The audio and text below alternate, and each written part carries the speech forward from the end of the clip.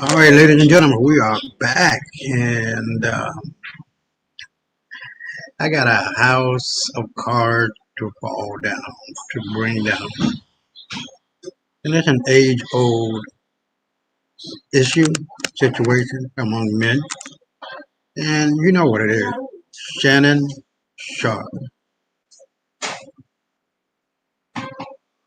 He was about to do $100 million deal on his podcast, enriching his family by $100 million over I don't know how many years. That's gone. He just got fired from his job. That's gone. He is being sued by Gabriela Zuniga for $50 million. $50 million. The funny thing about it is that if he didn't do anything wrong, why is he offering $10 million under the table kind of deal with his attorney? And she walked away out of that meeting, secret meeting, because she knows she can get more than what she is or been offered. Now, I'm not one to take a guess or to hammer or haw or to, what word am I looking for? Fake like something is happening because there's one too many, there's one too many. I don't know about Shannon Sharp. One too many coincidences, one too many words spoken versus the man's actions. And no man is going to admit that he prefers men over women in a roundabout way or in an indirect way. I'm not going to do it. And it just behooves me that, if he is gay, then he should come out. Now, what I have found out, not directly or indirectly, but the thing is, there are some indication, allegedly, that Gabrielle Zuniga is a trans. Now, as you may know, we are in an age of trans men and women. And it is beyond belief what surgery can do, what, I don't know how you put it, but the image that we're shown of women that are actually men that look way better than a lot of normal women that would just blow your damn brains out. They just drop dead gorgeous. I'm just gonna admit that, but they're not women. So tonight, I really wanted to focus in on that, along with the fact that in today's world, we got to be careful. We just don't know what the hell going on, who did what, when, where, why, and how we can circumvent the situation. A lot of people are just out there thinking that they can do or say what they want to do, and you can't. There's accountability, and you have to be accountable. You have to hold yourself to the highest of standards of ethics, of integrity. And Shannon Sharp, oh, Unc Shannon, for the okay though. That's the only way that I can really put it across. And the idea is that the Bible is very correct about this. The power is in the tongue, death and life and death. And not so long ago, when he did an interview with Monique and the comedian, I can't remember his name, um, Cat Williams, In an interview with Osho Cinco, he was saying he wanted a center, not a wholesome girl more close to his age, 40, 35 and up. I would imagine that would be better. Um, but, you get what you ask for. And whether that's a man or a woman, a man acting as a woman or a woman acting as a man, or whatever the case may be, Gabrielle Zuniga tricked, 19-year-old tricked a 55-year-old man who's supposed to be having more common sense than us. Yeah, I'm not saying she's grown. She's not a minor. She's a very young girl, 20 years old. But what did they have in common? Nothing but some dick and pussy. I'm not saying that it might not have gone on to something more meaningful. Perhaps she would have matured. And there are some people, some women, some men and women who are very mature at a young age, but they've been around older people. But based on what I've heard and what I've seen, and we're going to go through those tonight, um, it just behooves me that this young lady wanted to do something with Shannon. I believe it was sincerely stated, was sincerely shown. And due to the fact that Shannon Sharp, big old dummy, Shannon Sharp, um, took it upon himself to take advantage of the situation. He never really cared about it. From what I've read and from what I've seen, at one point he called his friend, I don't remember his name, on FaceTime while he was fucking her. Oh, look at what I got. Got me a young white girl. Whatever. You don't do that. Like you bragging, like you're rich, you got connection, and nothing's gonna happen to you, and all that. There's accountability. There's other people's feelings and emotions involved, and that was never taken into consideration. And I can understand why. I don't agree with it, but men with a lot of money, a lot of connection, feel that they can do what they want to do when they want to do it, how they want to do it, and don't have to pay the price.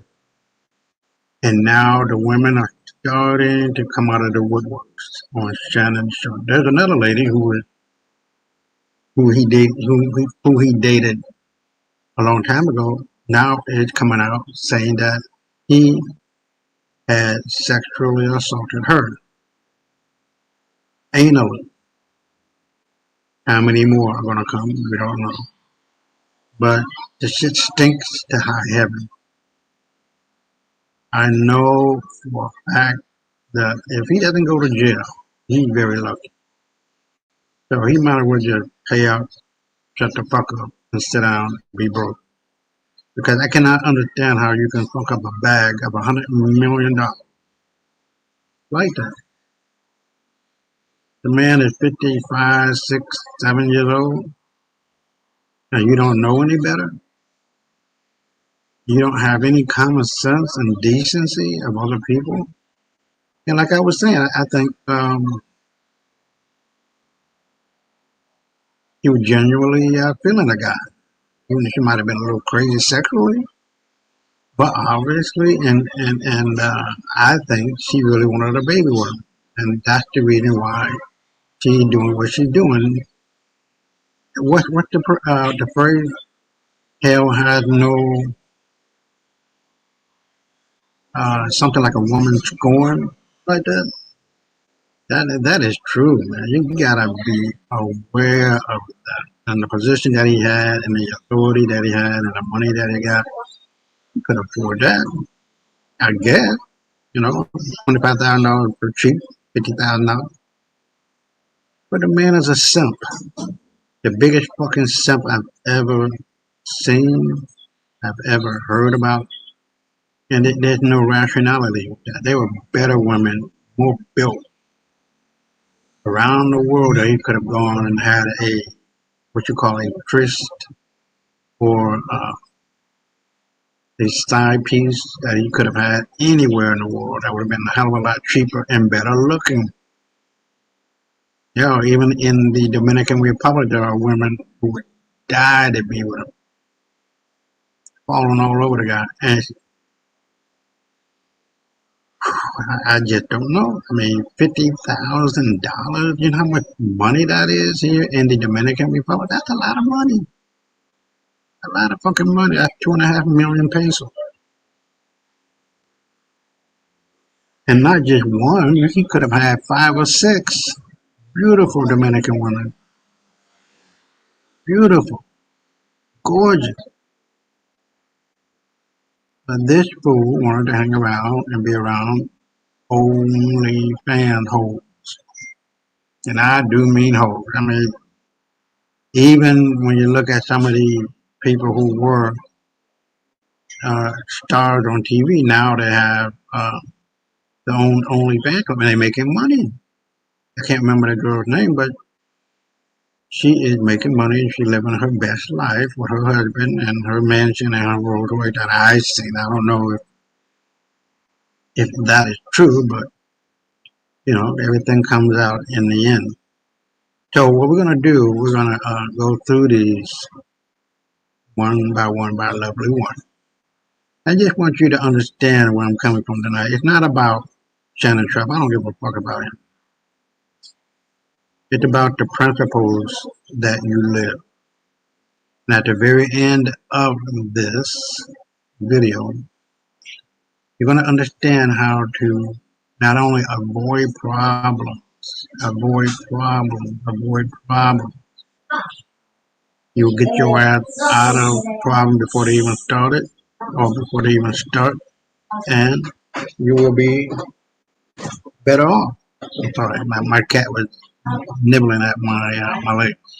So, so what we're gonna do? We're gonna go to the share screen, and we'll get right to it.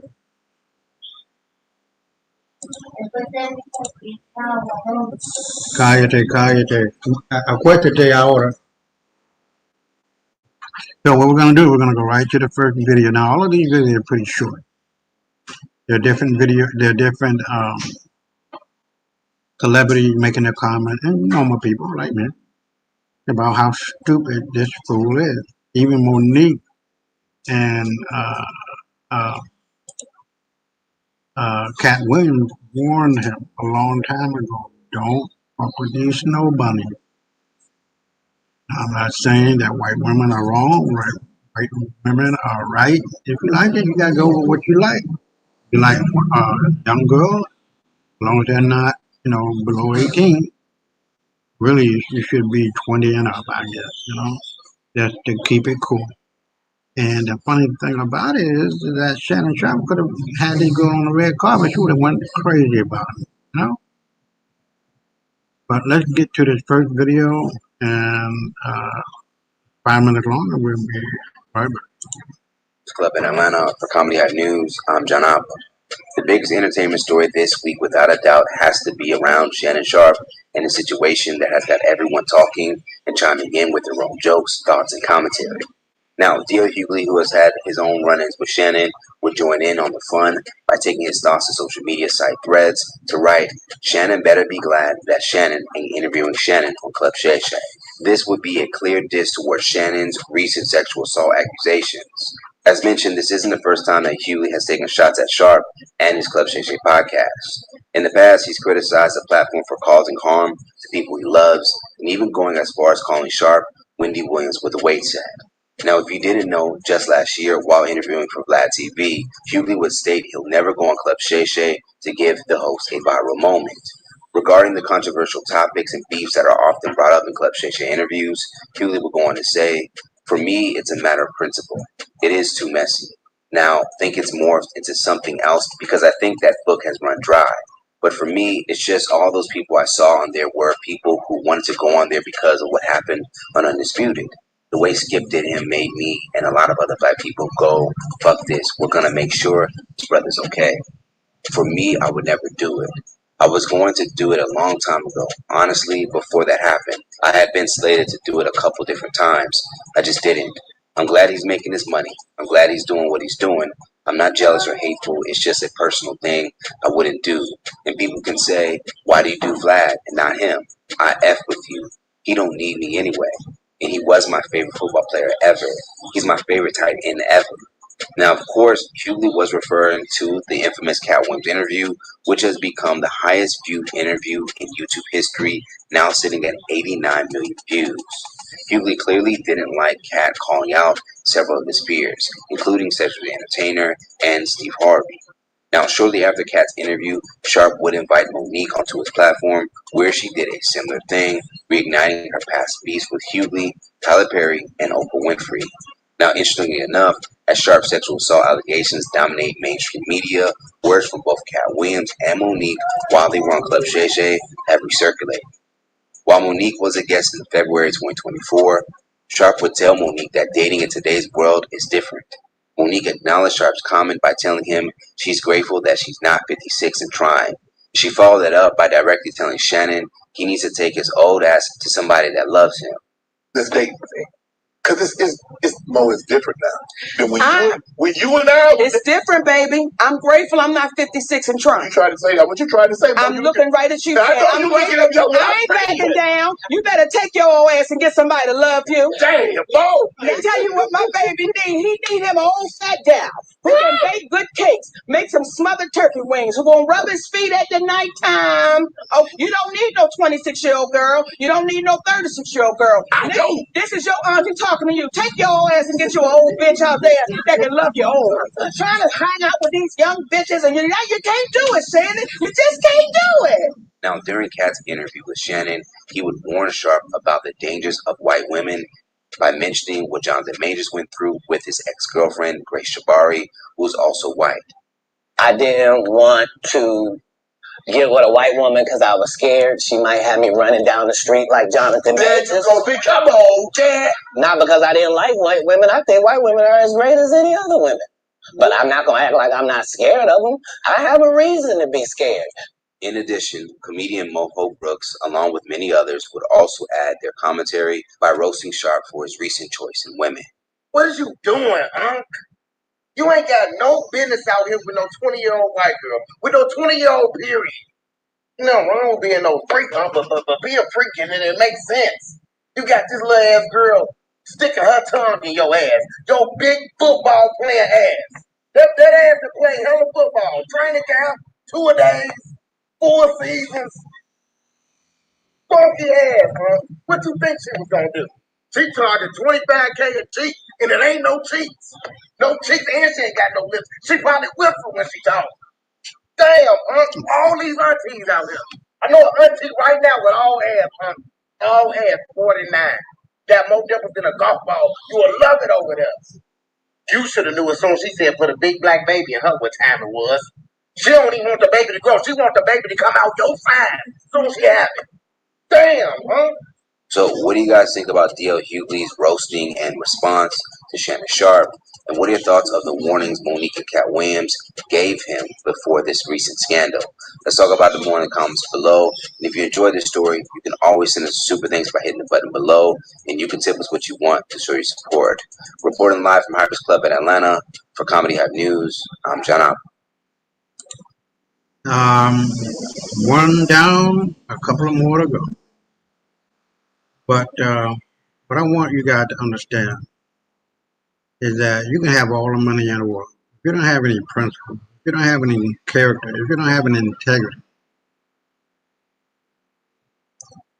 one or more of the 7 deadly sins are going to get you. Greed, gluttony, sloth, envy, pride, wrath, and lust. Unfortunately, All 7 got this motherfucking nigga. All 7. The biggest of one is pride. Or ain't nobody gonna do nothing to you. Ain't nobody gonna do nothing to me. Or I'm rich. Or I got connection. I can do what I want to do. Lust. And for a young girl, if that is a girl, pretty. I'm not gonna lie. I mean, everybody got their own body type that they like. You know, I don't like big ass, fucking funky ass women and shit, big asses and shit. That's not me. I love legs. I love lips, and I love a nice curved behind. You know, but that's me. Now with this dude, Shannon Sharp, he likes the girls, freaky sinners, as he would say, or hoes from the street. And he's paying. He's a motherfucking simp. Why are you paying for some pussy? You can fly anywhere in the world, get any woman that you want as a side piece, and she gonna do what you tell her to do. You ain't gotta beat her ass and do all of this and that. You know, it's the way that you do, it's the way that you carry yourself. Because if you carry yourself, you're multi-millionaire, man, you will get women to do what you want them to do without all that hooping and hollering. Just sit them down and say, hey, you know, I don't want to be married. You know, I want to have a little fun here and there, but perhaps in the future we might be able to become more serious, and I can forget about all the other women. But right now I have 2 or 3 women, and I want you to be amongst that, and I'm going to take care of you. Your light, gas, food, clothes, home, everything. Do you know how fucking cheap it is here in the Dominican Republic, and how many women you can have? 50,000 fucking. Are you fucking kidding? Beautiful women here, more beautiful with more ass and more titties, more legs, more lips than that. So let's get on out of here and go to the next one. This one is 10 minutes long, and then we're gonna go right on through it and comment. Well, let me see if and comment. Okay, so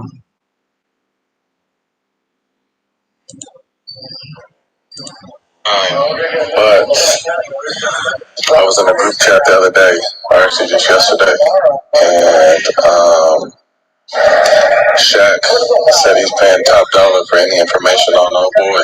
So again, I don't know if you're on that kind of time or not, but Shaq is known to throw large sums of money around. So just want to put that out there.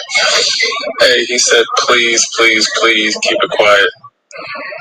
He said that Shannon did some a while back, and he's been off him.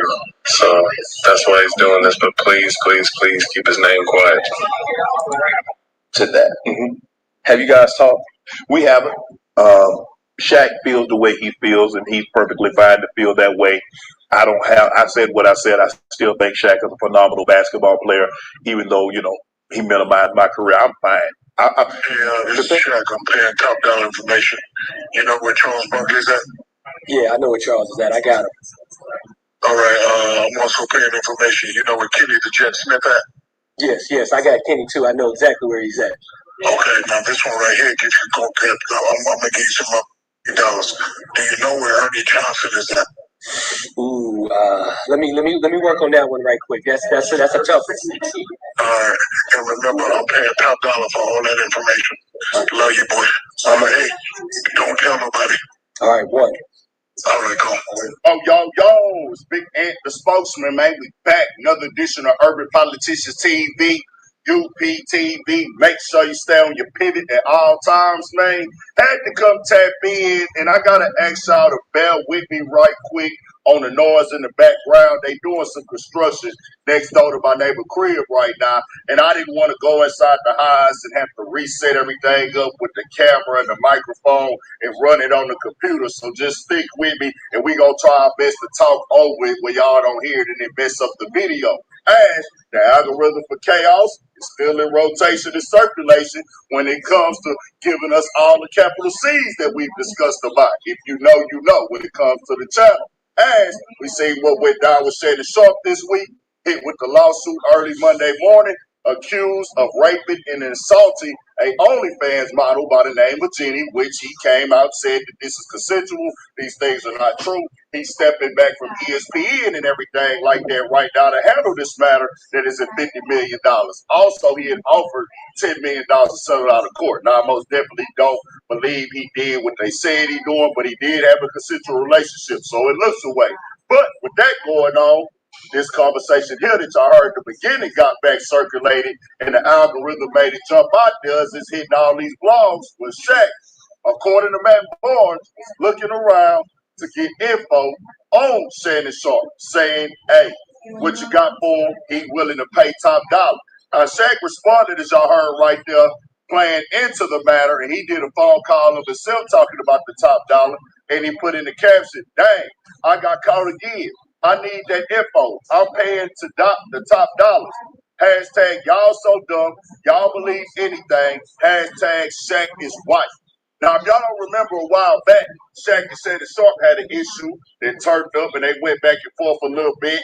Shaq was upset because Shaq was upset because Shannon critiqued his NBA grind as an A. He gave him credit for saying he one of the best, one of the most dominant ever, but he was calling out how Shaq critiques some of the younger players and said that, hey, Shaq, you didn't work as hard as you could have. You could have been way better and way more turned up and done way more with your game if you would have put in the work. Now, this is a known thing. Shaq has said it himself. Other players and teammates have said it throughout the years, but Shaq didn't like that coming from Shannon Sharp. They got into a back and forth. Shaq was going in on Shannon Sharp online. Now, you saw when Shannon Sharp had talked to Cam Newton about it. Shannon Sharp said, hey, I don't really have a beef with him. I just gave an honest critique of the game, and I haven't said anything that he didn't say himself or nobody else has said. Now, when you hear that conversation with Matt Barnes right there, I don't know.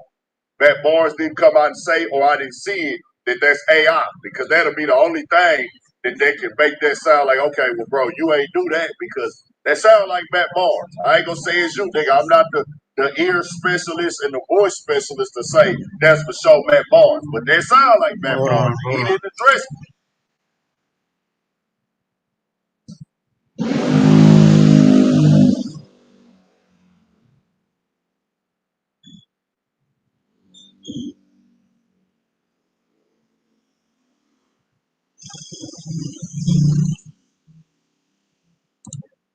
When it came out to my understanding, and he didn't address it again now, and I don't expect him to address it now. He just like whatever with it. But hey, if that's Matt Barnes, and it sounds like you, nigga, I ain't gonna lie. That is some super duper nasty, disgusting, downright cutthroat slime ball work for a nigga to call around or get word. Like, these the type of conversations y'all be having behind the scenes, negotiating and brokering and contracting deals to get a nigga up out of here where they can come expose them and stuff like that. That ain't cool. I don't operate like that. Nigga, don't ever offer me no money like that. Don't even ask me about, do I got some dirt on a nigga so you can go at a nigga. I don't want to be a part of them conversations at all, nigga. This is not high school, nigga. We is grown men. Don't ever call around and try to get some dirt about a nigga from me or nothing of the sort. That ain't cool at all. Shaq say it ain't true. Shaq played into it. But he say y'all believe anything, but Shaq, he didn't come out and just say, hey man, y'all lying. Y'all got me messed up, nigga. Man, keep me out of that, nigga. That's a lie, nigga. I ain't never call around and ask a nigga. And I'm gonna tell you what make it sound believable, Shaq. Niggas know you got the bag. And niggas know you got the top dollars. Niggas know Shaq is filthy rich, swimming in money. And we know Shaq uses his money to do certain things. He uses his money to do very good for people as well. We've also seen Shaq, use that money to get on them younger women and do things like that, use that leverage of being Shaq and that stature. So it's like, hey, nigga, that status he got in the game, hey, nigga, I'm Shaq, nigga, I got the bag. Y'all know I couldn't check. Whatever. It's a known thing in the game with Shaq. Like, do we got to sugarcoat it? Niggas know that Shaq be go trick it off. And, hey, that's his right. That's his choice. That's how he live in his life. That's how he live in his life. Whenever niggas see an older nigga of Shaq age dealing with these younger women, niggas know you're dropping the bag, bro. Like, come on, let's keep it all the way 1,000, because you're really not like that kind of in style nigga that's like older. You know, you got some niggas that's older. They just live like that when they can get them type of young girls, even though they might be 10 years older than them. They still in it like that. They spend a little bit of paper too. That's what coming with dealing with women in general. If you're gonna be really courting them and dating them and stuff, but when it comes to Shaq, it sounded very believable, nigga. He said, "Hey, y'all believe anything? Y'all niggas is out of there. Y'all so dumb." He played into the joke, but he never just came out and said, "Hey, nigga, this is not true under no circumstances. I see what's going on with Shannon Sharp right now. I did not want that to happen." And I do want to say this. I don't believe that Shaq has anything to do with this going on with Shannon Sharp right now. That was another narrative getting painted. Shaq, I do not believe at all has anything to do with this alleged rape and lawsuit case going at Shannon Sharp. Shaq ain't got nothing to do with that. That ain't what his plans or goals were. Just at that time, whenever that audio was, because that argument was last year or something like that. So who knows how old that was? It just got circulated now. But Shannon Sharp just got caught with his hand deep in that cookie jar, and they were sugar cookies, and he kept digging down when he probably should have got with the fudge brine sugar cookies, but that could have ended up just as bad as well in any other way. No matter what color the female is, when you was that age and you going down here talking to 19 and 20 and 21 years old, you're old enough to be these girls' daddy, nigga. I'm going to keep pushing that out there. That ain't cool. That ain't live. That ain't solid. That ain't something that we've ever been a part of in this black community, my nigga. So take all that off. Nah, nigga, this is a personal choice you made, nigga. This ain't got nothing to do with that other stuff, nigga. I don't care where you at, nigga, because if you pull up to a family reunion as a 60-year-old nigga almost with 3 grown kids that you got of your own that's older than the girl you dealing with, and everybody see, nigga, you pull up with this little 19, 20-year-old, nigga be like, "Hey, I'm tripping. Uncle fool for that. Hey, do your thing," but nigga, you looking a little wild. Think about if you pull up with her and she white. Niggas gonna be like, "Oh, nigga, you really didn't cross the line. Nigga, you was dying bad." His choice. It's not illegal. It's not a crime. He didn't kill nobody, didn't hurt nobody. But public perception is a part of the business that he's in. So when you do stuff like this at that age, the age is what matters here. You was dating her, courting her, being seen with her, in a relationship with her, it would have came out different. If you was on red carpet and saying, "Hey, this is my woman," and she was just a few years older, maybe, it'll look crazy, but it wouldn't be having this right here going on. Of course, when I see Busby, I know that it's some money played with it as well.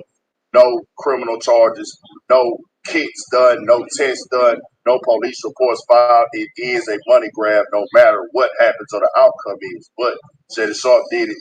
We'll see what happens with this right here. I'm pretty sure nobody else gonna say nothing but Shaq put that out there.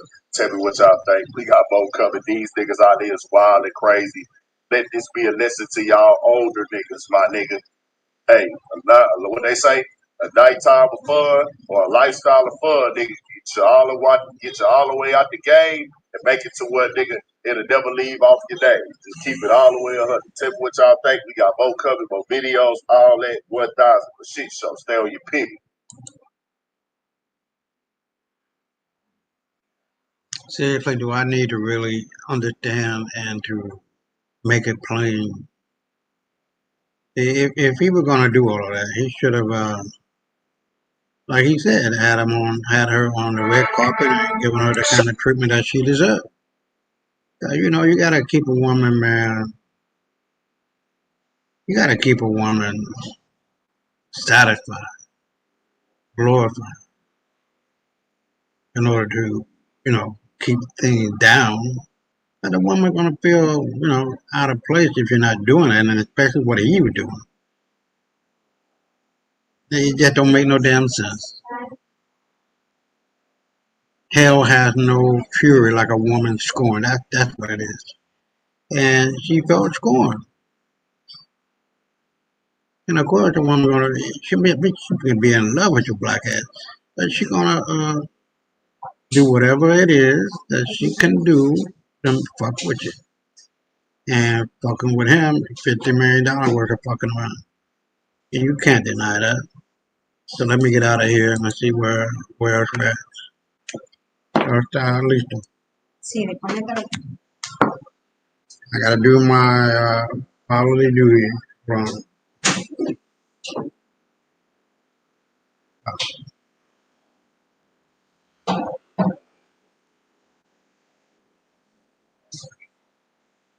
Hold on.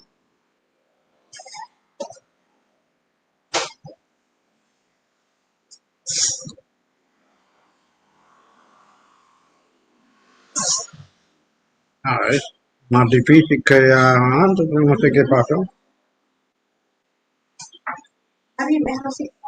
Yeah, más tarde, sí. All right, so this is 10-minute long, but let me see where we at. This is 10-minute long. Want to see what she is talking about. And she is saying Shannon Sharp's attorney snitches $20 million offer and confession on live TV interview. So let's see what she's talking about. Where did you find this lawyer? Are they working for Miss Zuniga? You guys, Shannon Sharp lawyer went on Don Lemon Live to literally, I don't know what, prove it's innocent. At the end of the day, you better hope this girl doesn't go to the police because you're going to jail with 7 L's. This is turning out to be some Diddy level stuff. But listen, I watched Don Lemon's interview. If you don't have time to watch the whole hour interview, go watch it. But if you don't have time, I have some outtakes. You guys, what are some top 5 most shocking things that were revealed in that interview? What? I'll keep my opinion until the end. Let's get right into this, right? The first clip I'm going to show you, and I want to clip this for you. This is the most damning clip so far. Shannon's lawyer slips up and let us know what's actually in that tape if they're scared of coming out. He basically implies that the video will show this girl, right, the 19-year-old, telling Shannon, no, no, no, stop. So it's basically showing a great videotape. And it lines up exactly with the messages she sent him. And this explains why Shannon is so bent on having the whole tape shown. Because obviously, it was consensual at one point, but then it went into a very, very dark turn. Listen to this. Couple of pages of them, and I have to warn you, they're salacious. And because it says, "But I cried when you left because I wanted you to put on condom on and not put it in my backside, and you didn't listen. I don't care what our history is. No means no, Shannon." Now, folks are saying that one is really damning. You want to talk to me about that one?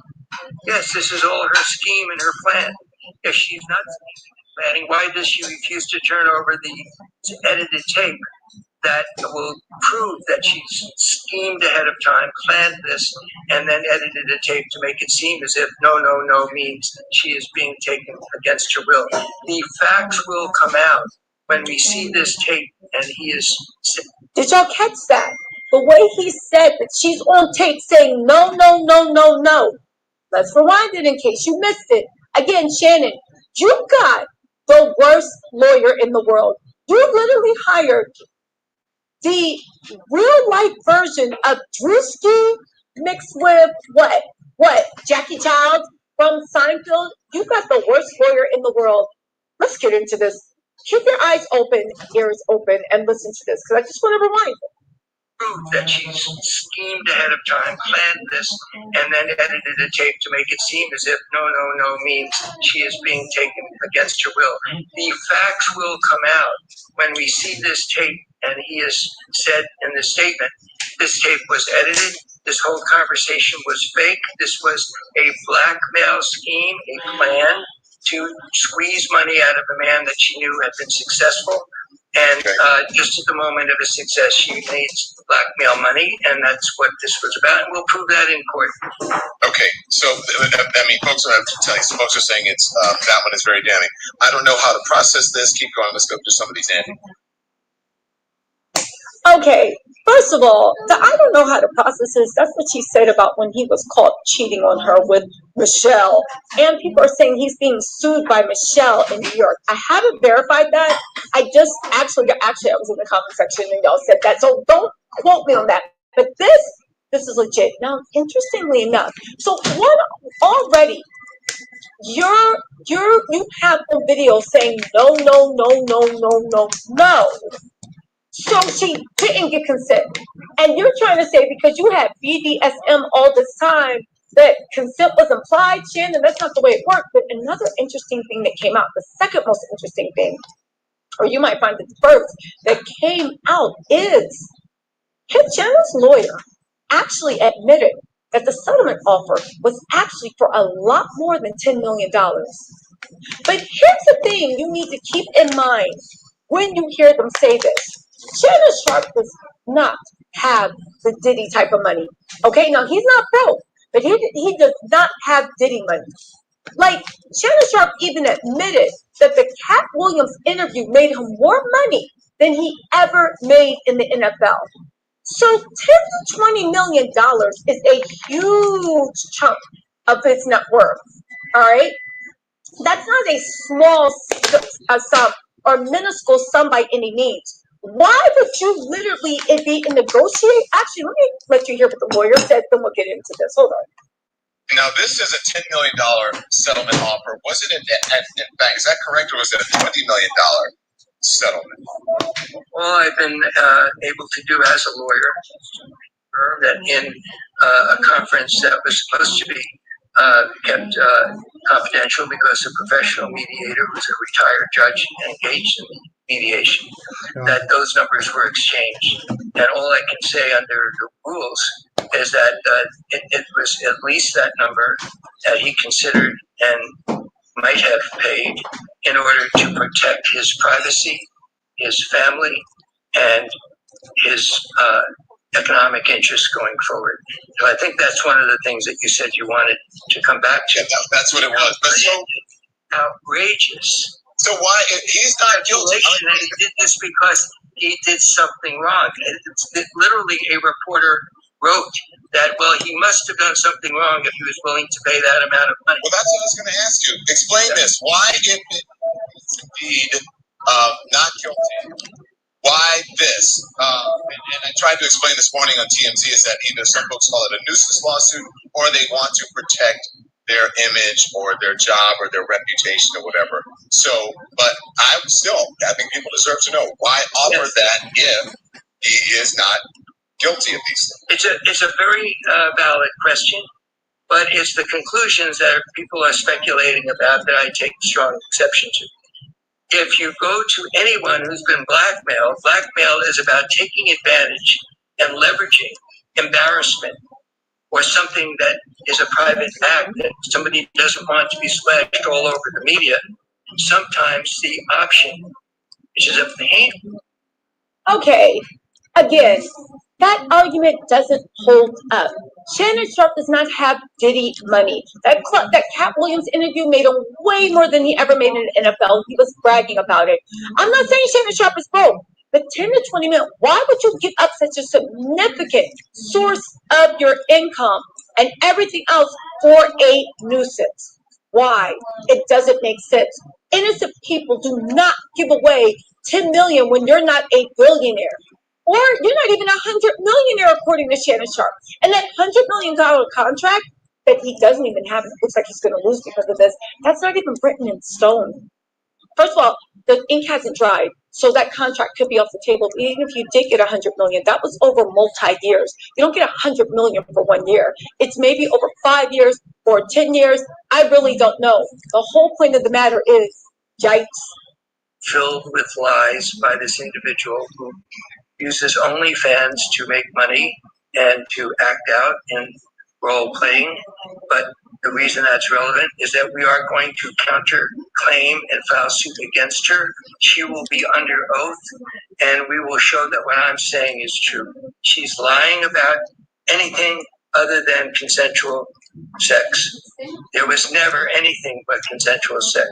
The reason we sent out her own words, her own text messages, is that she often asked for rough sex. She, in a text message that we just recently put online, she said, I want to be in a dog collar. Daddy, I want your black babies. She has been role-playing on OnlyFans. She was role-playing and asked for this with Mr. Shannon Sharpe. So we are going to do this in court when we sue her in a counterclaim. But I'm saying on the record, she's lying We have evidence of her lies from her own words in what she was asking for in the text messages, but we will prove affirmatively what Shannon Sharp said on his Instagram account. He's innocent. Okay, first of all, and I've already mentioned this, Shannon got the wrong lawyer. This lawyer is really old and he's operating like this is the late 90s, early 2000s, where all you had to do was slut shame any victim, and SMEX workers were not real people, and you could treat them how they wanted because that was their occupation. Baby, it is 2025. Are you really trying to act like if somebody is a SMEX worker, they can't be raped or even assaulted or they can't have boundaries? On top of that, in 2025, they're trying to say that you have hundreds of messages when she was asking for something. And then you're saying, why is she complaining when she didn't get it? Y'all, listen. Nope, we are not doing this. Listen. Again, and the most ironic statement, the lawyer legit says the camera can detect when someone is being inauthentic and not sincere. This is directly after they showed Shannon's Twitter statement that clearly sounds like he is lying. Y'all, listen, where are you with this? Things ain't looking good for Shannon. Again, 19. There is a video. You're saying on video, your lawyer just let us know that you were like, she was saying no on video. And then there's messages after where she's cursing you out, saying that you raped her. And all you said is, can I call you later to talk about this? Y'all, listen. Let me know what y'all think in the comments. It ain't looking good for Shannon Sharp. You should have paid that money.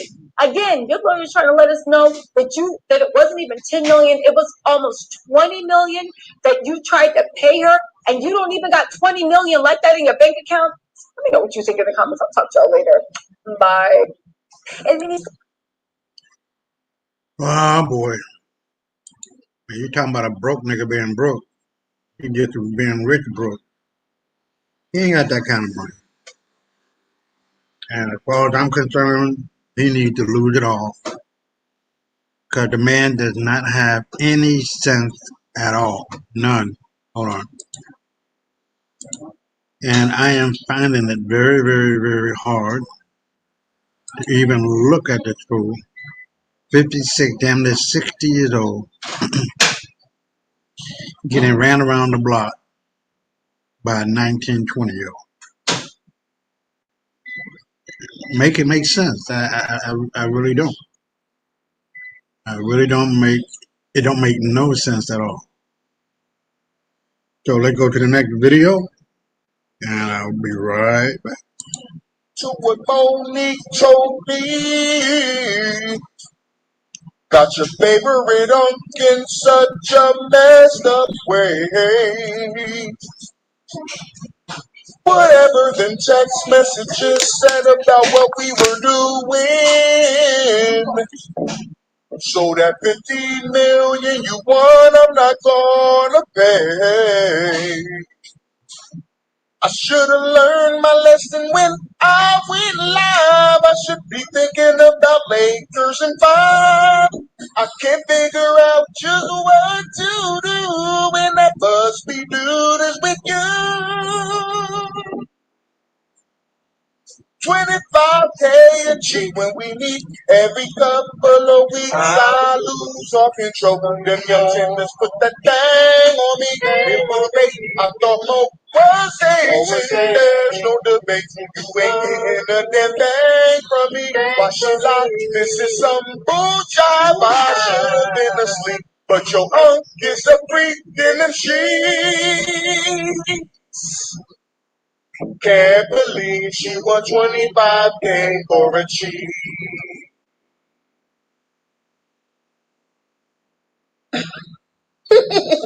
Hey yo, thanks for tuning into The Source, your source for celebrity news. Check this out. I gotta walk on eggshells today because every video that I drop seems to get restricted. So, I gotta be careful. Bear with me. As you know, everybody's talking about Shannon Sharp, and I'm gonna drop another video with some serious details tomorrow. However, today I just wanted to jump on here and share this quick video of Michael Irving sharing why he thinks that Shannon Sharp offering this lady $10 million was the smart business move. Now, as we sit here and watch one of the greatest NFL players of all time sit here and give you his thoughts on Shannon Sharp, do me a favor and hit that like and subscribe button. All right, let's get into it. I was sitting here watching the game, the Boston game, and just like most people, picked up my phone, boom, started scrolling. The first thing came up was, of course, the tape of the phone conversation between Shannon and the girl. I don't want to disrespect her, and I don't want to call her Jane Doe now that her name is out there. Just because I'm almost afraid to even talk about it, and I didn't want to talk about it. I would just sit here and enjoy the game. And I should have just watched the game, maybe not picked up the phone. But when I picked up the phone, it made me feel that. I saw one time the tape, and then the statement came up, Shannon's statement. He had to speak and address all the social media. Everything comes up. His lawyer saying they offered $10 million or tens of millions. And now the thing starts to unravel in a way that I say that obviously it's the intent or whatever it is, it gets worse and worse for him. And that's why it put me in a bad place. Like I was excited about the draft tomorrow. And we started last night to make a big win. We were talking about all of that and then excited about the draft and then trying to watch sports. But I love watching sports and pulling the meaning out of sports. But we get these stories like this. And Brother Shannon makes his way into sports. And this is like when we said they offered $10 million to sell it. Everybody will think out here like, oh, you must got some on you if you want to offer $10 million. But this game now is not a game about finding truth. That's what I was trying to say to you guys on the live stream yesterday. And my God, I really don't. I don't really want to talk about it, but because I've had such history. But that's why I have to talk about it. Because I don't know if I can remain real with you guys of knowing that I've had history and I don't say anything about it. And it's not my way anyway. But you know how deceived I am. I don't want to talk about it. I really don't. Because I work hard to keep it out of my life. I don't even like talking because I don't want to bring it around. And every man worries about it, what he's going through. And this is what it is. Because now he's venturing into a place where it's just lose-lose for him. People say, why would you offer $10 million? You must have something, you must have done something, you must have done something. No, it doesn't mean you're guilty. This is and that's a hell of a nuisance value. What a lot of people have to do is have to determine if there's a nuisance value to make it just get out of here. If it's something that can destroy you. And at EIN Express, we provide the fastest online EIN service. We provide an easy solution. And you're seeing what's happening. And their side, they're not going to put everything out at once.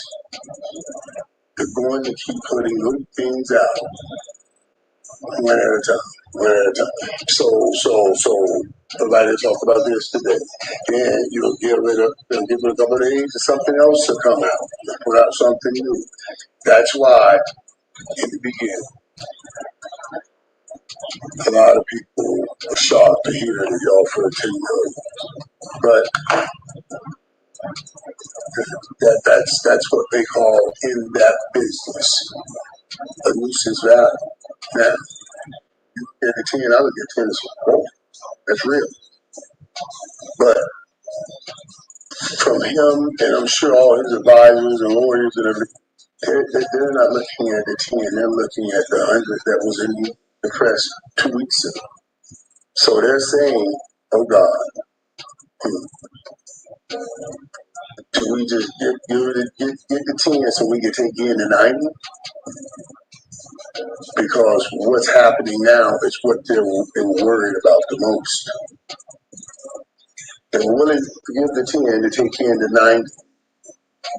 That was probably the best business move. And I'm sure that's what they were thinking.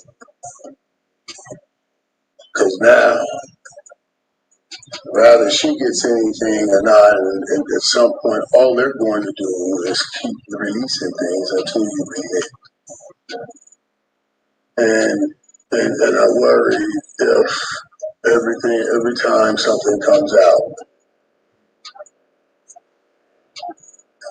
those numbers continue to change.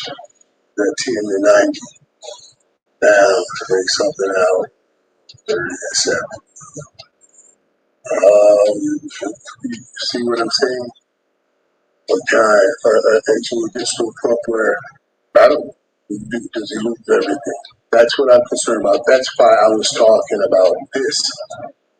This is the worst place to get.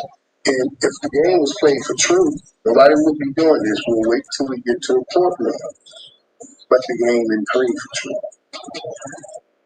The game is played, and I'm saying that game is just a game, God please. I don't know any of it.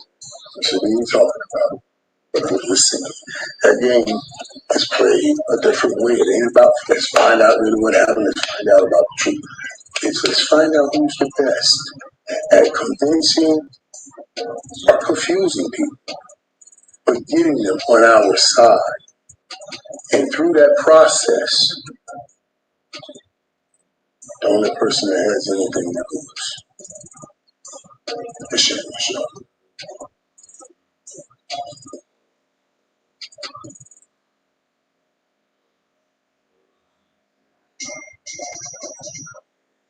The only person putting anything on the line,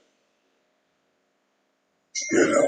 And when I talk about you know what I'm saying? What I'm saying is she didn't have any great thing out here that this is going to chip away at. And so what she didn't have any big thing out here that's going to chip away. Well, I heard about her OnlyFans, and Shannon mentioned OnlyFans, it'll probably boost that. Those lawyers are going to get a big time boost because they're in the paper. They're in the conversation. Are they all over social media? They're in the conversations every time we bring up these conversations. The only person that's going to be my great friend. All right, so there you have it.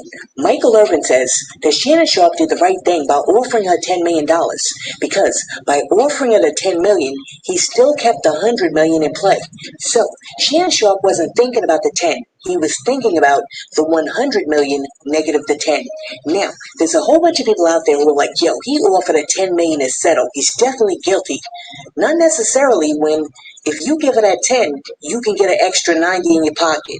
But if you don't give it a 10, you run the risk of never ever seeing that $100 million offer again. That's a whole different story. And sometimes you have to make calculated risks. All right, so let me ask you a question. Here's the scenario.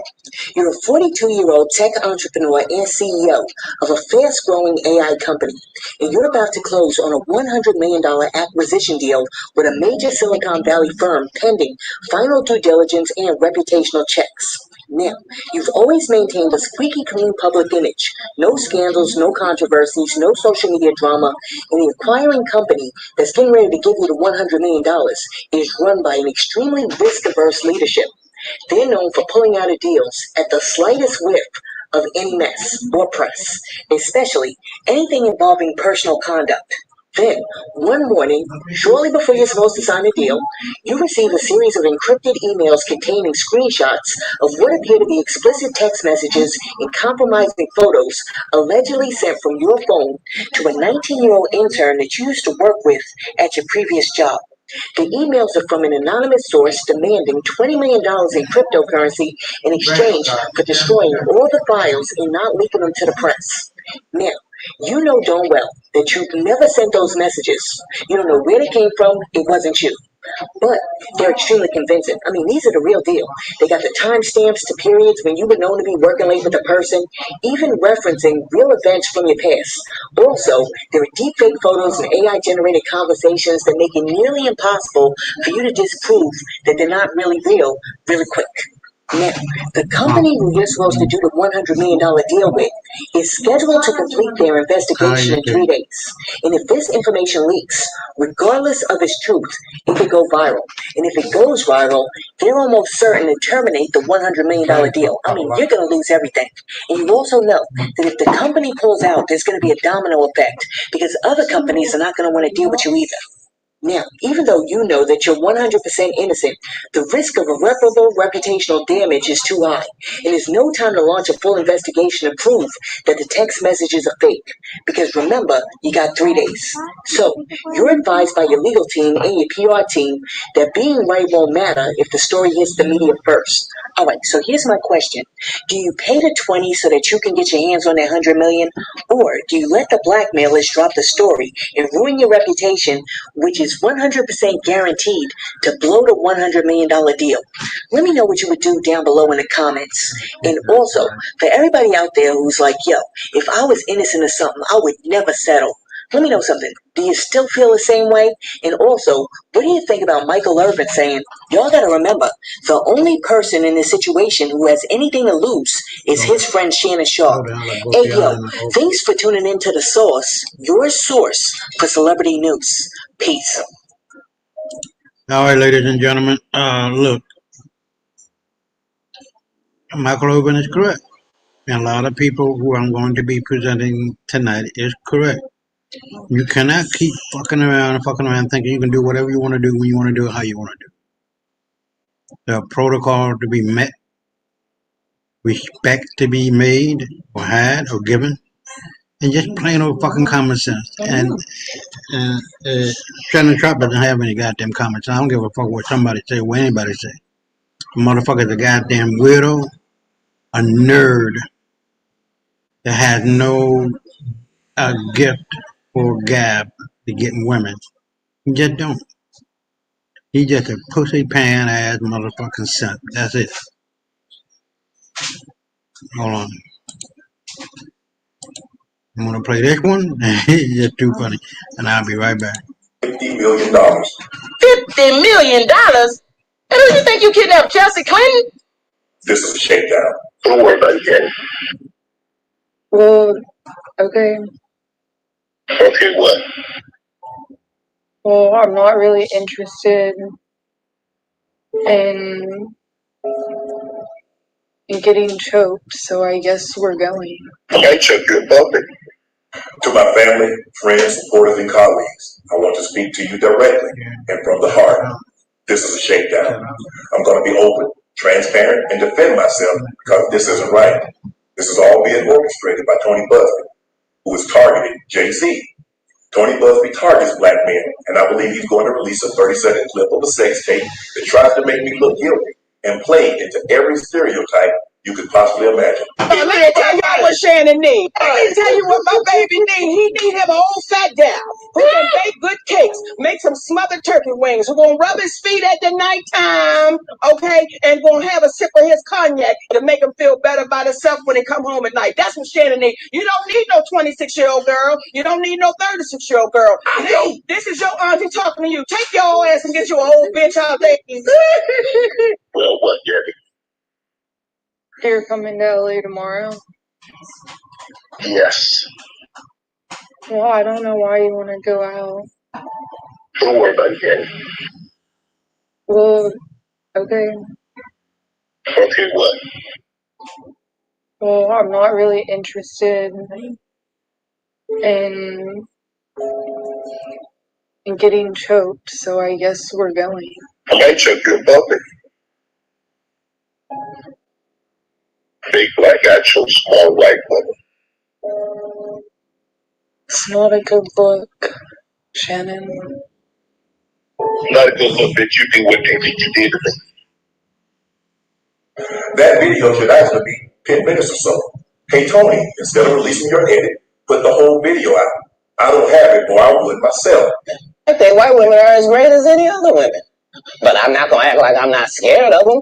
I have a reason to be scared. You could be Kang the Conqueror, and they could take your rabbit ass down in 2 weekends.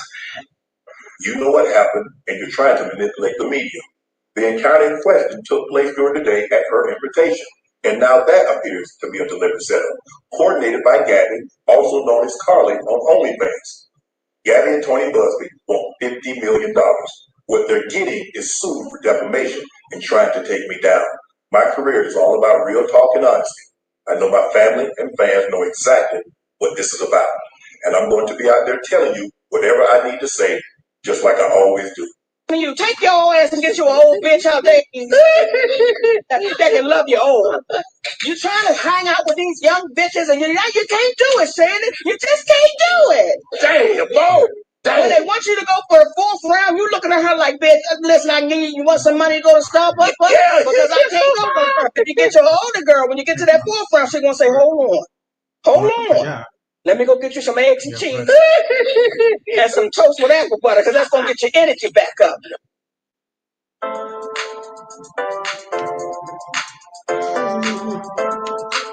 All right, ladies and gentlemen. This shit is funny. Stupid motherfucker, man. Goddamn. But hey, you know what? It is what it is. And there's just some people who prefer to learn the hard way rather than the easy way. And like I said, when a man, older man, younger man, whatever, got a lot of money, tens of millions of dollars, hundreds of millions of dollars, billions of dollars, the world is yours, man. But you still gotta be careful. You still gotta be on point, and you gotta take care of these women. You just can't fuck them and find them and leave them. You know, hell has no fury like a woman scorned. That's the basic law when you're dealing with women. Period. Now let's go to the next video, and I'll be right back. Lies that are contained in the lawsuit filed by this Mr. Busby. And we're going to be suing her as a counterclaim, and we will prove she's lying. But then I said myself to Shannon Sharpe, you need to talk to your family, your friends, your fans, everybody who watches ESPN, because you are telling the truth. The truth is on your side, and when you say it yourself, rather than me or somebody else saying it, you will be believed. Welcome to Management Highlights Daily, where we call out FNS foolishness, expose women's hypocrisy, dismantle double standards, and stand up for men. Today, we're diving straight into the fire. We all know Shannon Sharpe has been accused of sexual assault. So the big questions are, is he guilty or innocent? Is this justice or just another shakedown? Well, there's no court case without a lawyer.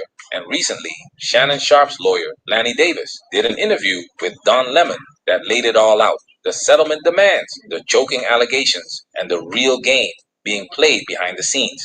And trust me, it's pure gold. Let's jump in.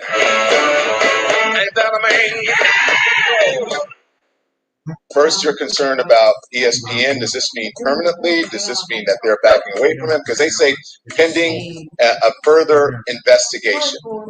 Well, first of all, the word benched is inaccurate. This is his choice. He elected to step aside for now to take care of his family and to deal with this terrible nightmare of a woman engaging in blackmail. And he wants to be vindicated. So he offered and elected to step aside at least up to the early pregame season for the NFL. and then he will return. So that was his choice, and ESPN respected that decision. Okay, now this is a $10 million settlement offer. Wasn't it, in fact, is that correct, or was it a $20 million settlement offer? Well, all I've been able to do as a lawyer is to confirm that in a conference that was supposed to be kept confidential because a professional mediator was a retired judge engaged in the mediation, that those numbers were exchanged. And all I can say under the rules is that it was at least that number that he considered and might have paid in order to protect his privacy, his family, and his economic interests going forward. So I think that's one of the things that you said you wanted to come back to. Yeah, that's what it was. But so outrageous. So why he's not guilty? That he did this because he did something wrong. It's literally a reporter wrote that, well, he must have done something wrong if he was willing to pay that amount of money. Well, that's what I was going to ask you. Explain this. Why, if he is indeed not guilty, why this? And I tried to explain this morning on TMZ is that either some folks call it a nuisance lawsuit or they want to protect their image or their job or their reputation or whatever. So, but I think people deserve to know why offer that if he is not guilty of these things. That's the big question. Pay attention, guys. It's a very valid question, but it's the conclusions that people are speculating about that I take strong exception to. If you go to anyone who's been blackmailed, blackmail is about taking advantage and leveraging embarrassment or something that is a private act that somebody doesn't want to be splashed all over the media. Sometimes the option, which is a painful option, when you're a subject of blackmail, that's no fun, is to pay and pray. That's what happens to people who are blackmailed. They have to make the tough choice rather than letting it go out into the public and take care of it the way I am right here in the public and the way Shannon Sharpe bravely did himself on Instagram. But that's the definition of blackmail. The shock that he should say, you know, I'm willing to pay a lot of money to avoid embarrassment to my family. Why is that a shock? It has nothing to do with admitting wrongdoing. So you get my point, Don. I don't mind. He's still too lazy to learn AI? Watch others get ahead while you stay behind. Disappear for 1 month to become the most dangerous person in the room. First, stop scrolling. Second, take a 1-minute quiz. Third, spend 15 minutes a day learning new skills. And the last, become a master of AI tools. Right there. Hold on. In 1 week, you'll feel boom. There you have it. When you're a man with high status, even the process of going to court can destroy your reputation and cost even more than a settlement. Look at Johnny Depp. He lost millions, not just financially, but socially. During the circus with Amber Heard, these things don't get solved overnight. They drag on for months, even years. So trying to settle doesn't automatically mean guilt. It's business survival. But here's what's fishy. How in the blue hell does all this private settlement talk get leaked to the public? Settlements are supposed to be confidential, right? And $10 million for an OnlyFans model? She's not seeing that kind of money anytime soon. So why didn't she take it? Let's hear what Shannon's lawyer says about that audio clip, the so-called choking comment. Okay, so put this into context for me, Lanny. What precipitated this, and what's the context of this particular phone call? Thank you. The lawyer who represents this Zuniga is well known for putting things out of context and posting a secretly taped telephone call without posting a text message where she has a collar around her neck and she says, "Choke me," and without posting all the other examples of fantasy role-playing that she asked for involving choking and other forms of non-traditional sex, is a deliberate part of the scheme to blackmail. She didn't tell Mr. Sharpe that she was taping. She does secret taping. We have certain evidence that a tape that she's going to use as part of her blackmail attempt was heavily edited. And when we asked to see a copy of it to determine whether it's edited, she and her lawyer said no. Now, this out of context telephone call. You can hear her voice. Her voice is not somebody who is afraid of being choked. In fact, Mr. Shannon Sharp never, ever choked her. After this telephone conversation, they had many times of consensual sex. The apartment in Las Vegas, she followed him to Las Vegas when he moved there. The apartment had 3 or 4 different secure access points. She had to come down with her telephone to open the gates. She welcomed him into her apartment with all that security, and this whole telephone conversation is consistent with what we put online, which is the desire for fantasy role playing, similar to what she does on OnlyFans. This right here is the real danger. The allegation alone is enough to destroy you. You have to prove your innocence. And even if you do, you might lose everything along the way. That's why I'm very curious about Shannon Sharp's counter lawsuit. Because here's the truth. False accusations should be treated like the crimes they are. Just like paternity fraud. Another crime that women rarely get punished for. This is the new divorce hustle, fellas. Men aren't marrying anymore. So now it's sue him to get the bag. And trust me, there's one more gem Lanny Davis dropped that we have to talk about. 50-some years old, and they're like, why? People are saying, what? Shannon Sharp, why are you messing with this young person? There's an age difference here. And may I respond to that? Yeah. There is a certain mental lapse, imperfection in the human species. And I think it applies to the male gender more than to the female gender. But both genders have human weaknesses. One of the weaknesses does involve sexual activity. And he certainly has stepped up and expressed his regret at the distress he's caused his fans, his family, all of his colleagues at ESPN. He knows that he made some bad judgments. He's not a perfect human being. The fact he went on Instagram and owned this is very important to remember. But please, everybody, it's one thing to ask the question, why would you pay this amount of money, and not finish the answer by saying, excuse me, he was under blackmail. He wanted to protect his family, his privacy, his reputation, and embarrassment from all this horrible lies being put out of context, which is exactly what has happened here. This is pure gold. This is facts. Absolute gold. Sex is the weakness for many men. For most men. It's the leverage women use. It's the trap they set. And it's the weapon that's now being used in courtrooms and media hit pieces. Here's the brutal truth. If women didn't have punani, 99% of men wouldn't even bother. Sex is the #1 reason men deal with women at all. So take notes, guys. If you want to protect your future, your reputation, and your freedom, you must master your sexual urges. Think with your big head, not your little one. Don Lemon also teased that Tony Busby, Gabby's lawyer, is going to come to the show next. So we're definitely staying tuned for that one. I think this man is courageous and has shown the honesty and the courage to go on camera, look into the camera, and tell the truth. And when he finally asked me whether I thought he should do something like that in the middle of a lawsuit, most lawyers would say, of course not. You made something that will hurt you in the lawsuit. My answer was, Shannon, tell the truth. You can't lie into a camera. People see it very quickly. You've got to tell the truth. And what he said in that camera, I ask everybody, you ask yourself, when a jury's seeing him, when we file our lawsuit against her, or when you see this Instagram, is this man honest? And does this make sense that after she's charged him a lot of money, and it's always been consensual, and after this alleged forced event, she came back many times and let him in 4 different access points using her phone herself to let him in?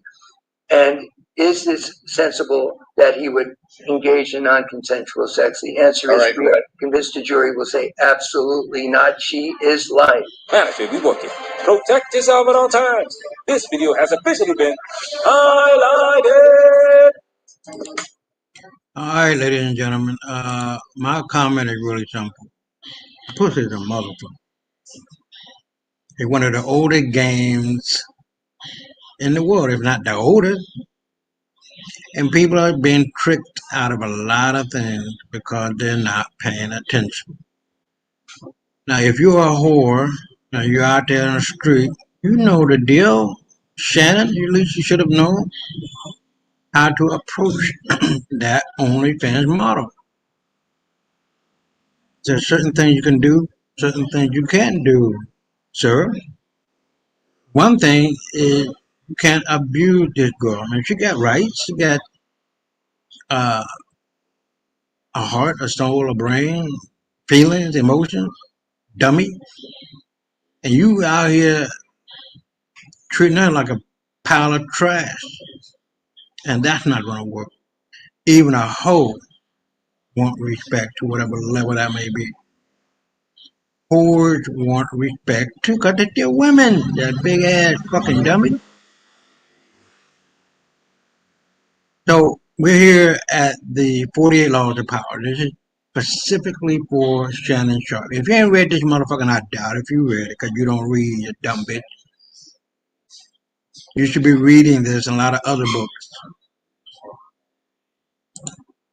33 Strategies of War. If you haven't read this, and which I'm sure you have not, you dumb bitch, you need to read it. And The Laws of Human Nature. Great book. It should tell you what to do, how to do it, why to do it, all of that. And then he has Robert Greene has a collection of different books. Mastery is one. Concise Laws of Human Nature, Seduction. All these books are coming from old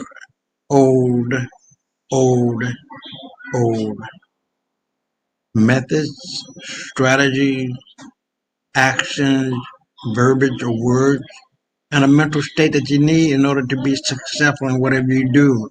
Women are not, men are not, countries are not, companies are not. If you violate the law, be ready to suffer from the consequences. Just that simple, Shannon. But now it's too late because you lost that $100 million bag, you dummy. And now what are you going to do? She's going to get millions of dollars. I guess she should have taken the 10 or the $20 million. That would have been it. And, he would have gotten $80 million over those years. But now he's handcuffed. Reputation ruined. And the only person, as this previous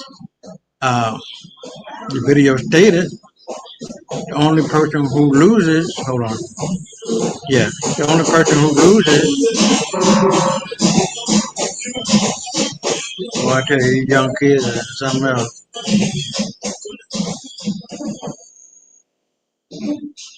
The only fucking person who loses is Shannon Sharp and his family.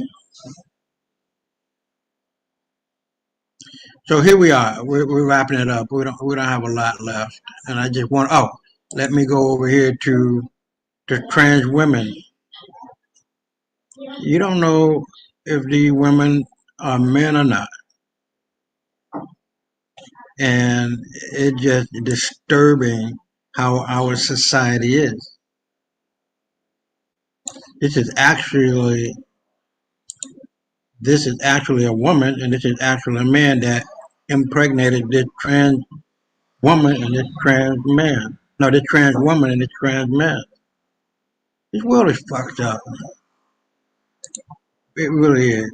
And just like with Gabrielle Union and her son, oh, I'm a woman now. And then the white guy that looked like a boy is actually a girl. They fucking together. Yeah, they might would have stayed the same. The boy got with this girl, and that's it. How the fuck are you? You see how this just spins out of nothing, out of not nothing, out of I don't know what I'm looking for. What word I'm looking for? It just make no goddamn sense. It just don't. How the fuck are you gonna be confused, motherfucker? You got a mental problem. That's what the fuck you got. A mental problem. All these motherfuckers. This woman used to be this guy.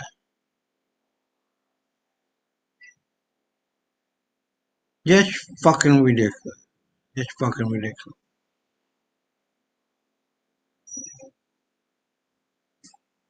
All these motherfuckers got mental problems. That's what the fuck they got. This is a guy. So, but I'm reading, if you're watching it, it ain't make no goddamn sense at all.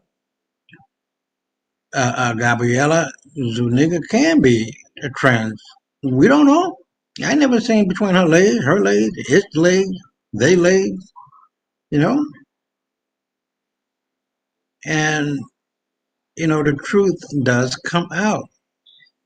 And we're gonna get into whether or not Shannon Sharpe is gay, nigga gay. Lamar Odom admitted going out with a trans and being in love with a trans. That's a goddamn man. That's a fucking man. So we're gonna go on, and I think I done proved my point that in today's world, you don't know who's man or who's woman, not unless you see their dick and pussy. That's it. So we're here at this juncture because I wanted to talk about throat, which is a part of Ma'at. It is an Egyptian philosophy. And in this one, shopping detail. Oh no, is this right? Yeah. Oh wait, is this right? No, hold on. Yeah, we just did that one. Okay. So hold on. I'll make sure I hold on. Let me play this. I think I did this. Oh no, I didn't. Okay, hold on. Okay, let me play this one and then we'll go on to the other video. White Sports on YouTube. The no holds barred truth on sports. The main event starts now. Well, guys, Shannon Sharpe is no longer on ESPN. Thank God. Now he's saying that it's only temporary. He's going to be back, right around the NFL preseason. But I don't believe anyone actually believes that. I think that he is gone for good. Shannon Sharpe, man, this story here, man, has got a lot of attention. And newer details coming out, guys, and this thing seems to be bad. Now, if you guys don't know, back in around 2010, Shannon Sharpe was actually accused by an ex-girlfriend. I believe they were together for like 10 years, something like that. She accused him of actually violating her as well. Okay? That was like a lawsuit, but I believe it eventually got dropped. I think, guys, that Shannon Sharpe off of TV is not the same guy you actually see on TV. This man is into some very, very unique things. He's 56 years old, guys. And I think he probably found this young girl, Gabriella Zuniga, on Instagram, and turns out, that she's actually on OnlyFans. Probably he just found her on OnlyFans and contacted her. I don't know exactly how they met. But we know they had a sexual relationship for 2 years. What does a 54, 55-year-old man need with a 19-year-old girl? I mean, I'm questioning that. He had to know that this was not going to end well for him. I mean, Shannon Sharpe, man, his people tried to actually pay her off $10 million. She didn't want it. She did not want it. She wanted more money to not say anything. And this relationship, guys, it just ended like in January. In January, they were still getting it on. But after that, that's when it fell off, and I'm pretty sure that's when she actually decided, you know what, let me try and get some money from Shannon Sharpe. Now, I'm not accusing Shannon Sharpe of doing anything illegal, but Shannon Sharpe put himself into this situation, and now his TV career is probably over with. Now, he still has a Club Shay Shay and a Nightcap. Actually, I believe he put up something on Nightcap last night. But people have been roasting Shannon Sharpe. Now, guys, it seems like we actually have the full extent of Shannon Sharp's relationship with Gabriella Zuniga. And boy, it is freaky, to say the least. Let's go ahead, guys, and get into this. It's very important to listen first, talk second. That's counterintuitive for most people. Right over here. Shannon Sharp had BDSM sets about 100 times with rape accuser, say sources. And apparently this is actually from sources close to him.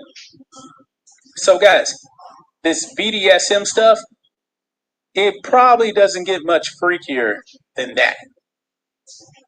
Look here, it says those close to Shannon Sharp are adamant his relationship with his accuser was purely a BDSM one, where the two would meet up for rough sets about once a week and nothing more.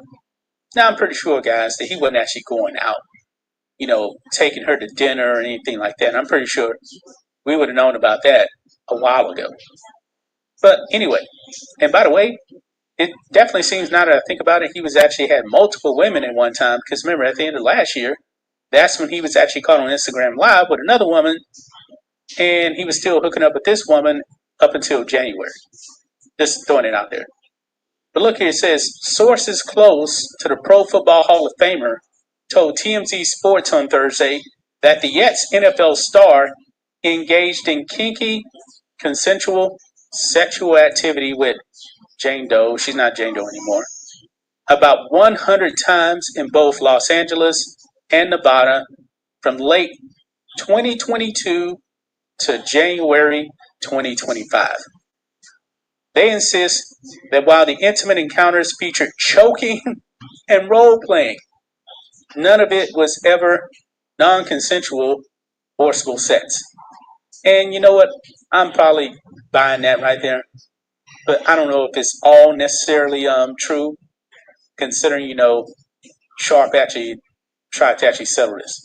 But anyway, in fact, the sources added it was his accuser, an OnlyFans model who requested most of the physical acts, claiming her text messages showed she liked to be tied up and wear a dog collar during some of their time between the sheets.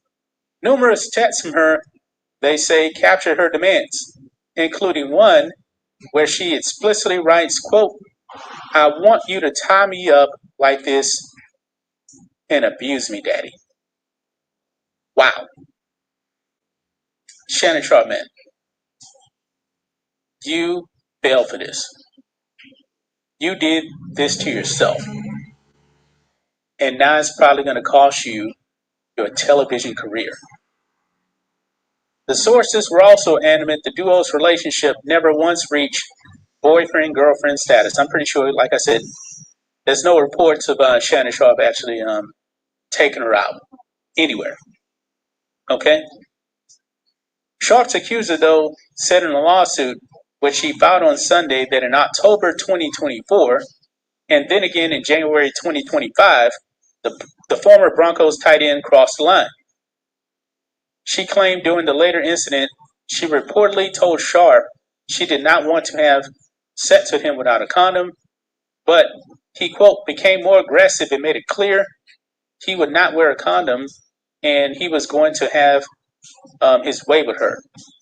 Now, what I'm curious about, I'm assuming that they weren't actually using a condom before, so now, why all of a sudden now, in October, she wanted him to use one? I'm not really sure. And that's actually some, I think this is some screenshots of, that's mobile phone stuff right there. But anyway, Tony Busby, the woman's attorney, said in a statement to TMZ Sports in response to the claims Thursday that all of this is ridiculous. Quote, "Someone should tell Mr. Sharp that when you are digging yourself a hole, it would be smart to stop digging," he said. The filed complaint and audio speaks for itself. Yeah, we heard the audio, man. But Shannon Sharp actually did say that, yeah, when I see you, I'm going to choke you out. Something along those lines right there. But I really don't feel any sympathy whatsoever for Shannon Sharp, man. He did this to himself, man. It seems like he's definitely into some freaky stuff, man. If this report on people close to him said, yeah, he's into this freaky stuff. And I'm wondering, man, what else was being done to him? I mean, do you guys remember what's the movie with Samuel Jackson and John Travolta? It had Ben Rames in it. Ben Rames actually played Marcellus Wiley. Remember, Marcellus Wiley in that movie ended up getting violated in that movie. He had like the ball in his mouth and everything. That's like some BDSM stuff right there. And the Pulp Fiction, man, great movie. Why did I forget about that?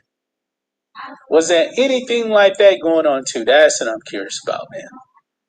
But boy, and Shannon Sharp, man, he wants the sex tape to come out. He says that Tony Busby is going to release 30 seconds of it. He said release the whole thing. Shannon Sharp wants the whole world to see this thing. I can definitely guarantee you guys, if that thing comes out, oh man, I'm saying that for the world to see, nah. Shannon's definitely not going to be back on ESPN.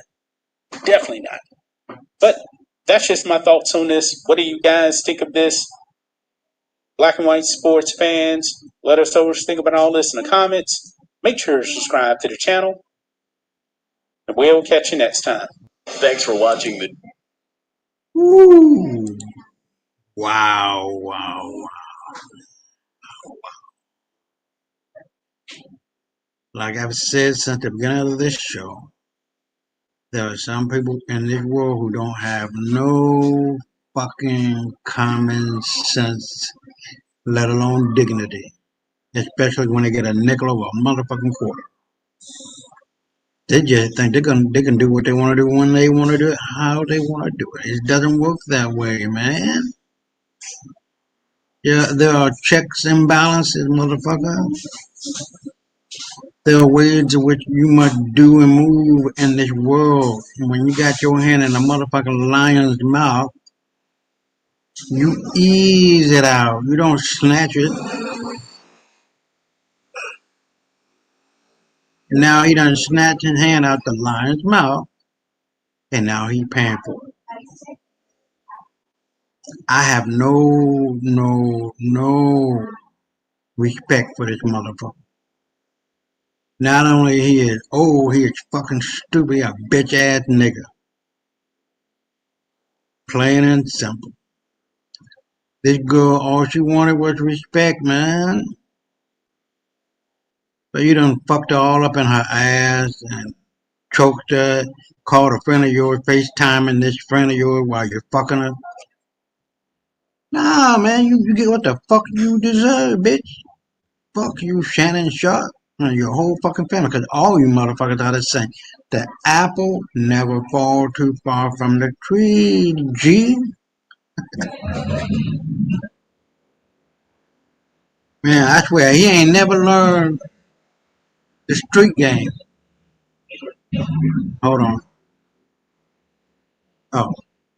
Yeah, so he ain't never learned the street game? I learned that shit a long time ago, nigga. And this motherfucker is only, he's 56, he's only 4 years older than me. I don't know. You guys, let me know something in the comments. Cause nobody ain't writing shit, nobody ain't saying shit. I just want to know what your thoughts are. Because this shit is some wild ass shit. You don't work hard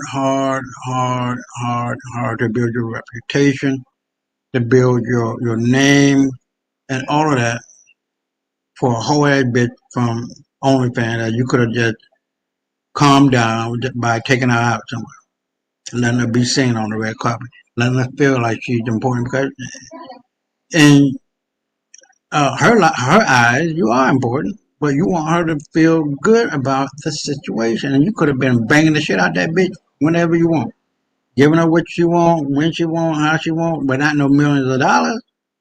And if you got to the point where, she was old and she wanted to get out the game of OnlyFans and marry you and have a baby, who knows? It could have been a baby and millions of dollars for the baby. I don't know. But this is what you get for hoeing. No, Monique couldn't tell his shit. Couldn't tell him shit. Cat couldn't tell him shit. Everybody telling leave these young hoes alone, man. And nothing but problems. Nothing but problems. But hey, we're almost done. I'm hoping I can do it within 2 hours. At least 2 hours and 15 minutes. 15 minutes. And we're gonna look at this one. Shocking detail drop about ESPN Shannon Sharp's activity with his accuser, and it is freaky. So let's get into it. Hold on, let me go back to the beginning. Show. Be sure to like, comment, and Oh, hold on, did I subscribe. play this one? Be sure Yeah, to I tune did in play next this. time. So we're gonna go to the next one, and these are some funny ones, man. They're like, ah, damn. I'll be right back. Well, what, Gabby? You're coming to LA tomorrow? Yes. Well, I don't know why you want to go out. Don't worry about it, Gabby. Well, okay. Okay, what? Well, I'm not really interested in getting choked, so I guess we're going. I might choke you in public. Big black guy chose small white woman. It's not a good look, Shannon. Not a good look, bitch. You did what they think you did to me. Well, what, Gabby? Oh man, you know what? I'm just behooved by this stupid ass nigga. 56 years old. Hey, brother Eli. Yeah, man, sure we're talking since he left Cat Fun Wild on here. Yeah, man. You got that right. Man, I just don't, I can't fathom. Maybe I can. Maybe if I can put myself in his shoes, maybe I'll be able to understand that. He's rich, he's famous, he's celebrity status. He can go wherever he want to go, do this, do that, do the other. But where were the anchors in his life that would be able to tell him, don't do this dumb shit? If you do it, respect this girl, man. He had no pimp game at all, man. I'm not trying to say he's pimping her, but he pimped her. He pimped her. Fuck her in the ass, fuck her in the mouth, fuck her in her pussy. If it's a dude, if it's actually a woman, I'm more leaning toward what he likes, and we're gonna get into that too. Guys, and he says this. He liked going out with guys, and then women. We'll get to that in a minute, Joe. But we're gonna go on to the next one. Now, this one is 21 minutes, but it's very, very important because it deals with 100 forgotten teachings of Torah that will blow your mind. No bullshit. Look, when you understand the past, you can understand the present and predict the future. We as human beings are repetitive. We don't learn shit if we don't learn it, and then we have to repeat it again. So our ancestors, under the God of Torah, told us a long time ago how to live your life based on facts, based on rudimentary actions and thoughts and deeds and words. And I'll be right back in 21 minutes. Hold on. It says, man is the process of changing to forms that are not of this world, this 3D dimensional world that we live in. The light of knowledge shall open the gates of the unseen. Hold on, it gets deep. It gets deep. You think you know Thoth. You've probably heard of the Emerald Tablets. Maybe you've seen a few quotes floating around online. But the truth is, most people have only scratched the surface. What if I told you there are deeper teachings, hidden insights that never make it into the mainstream, teachings that were reserved for the awakened few, for those ready to break the illusion, ready to see through the veil of this so-called reality? This isn't another generic list of spiritual cliches. This is raw, ancient knowledge passed down through time. And now it's your time to remember. These are the 100 teachings of Thoth you've never heard about. And we're not sugarcoating anything.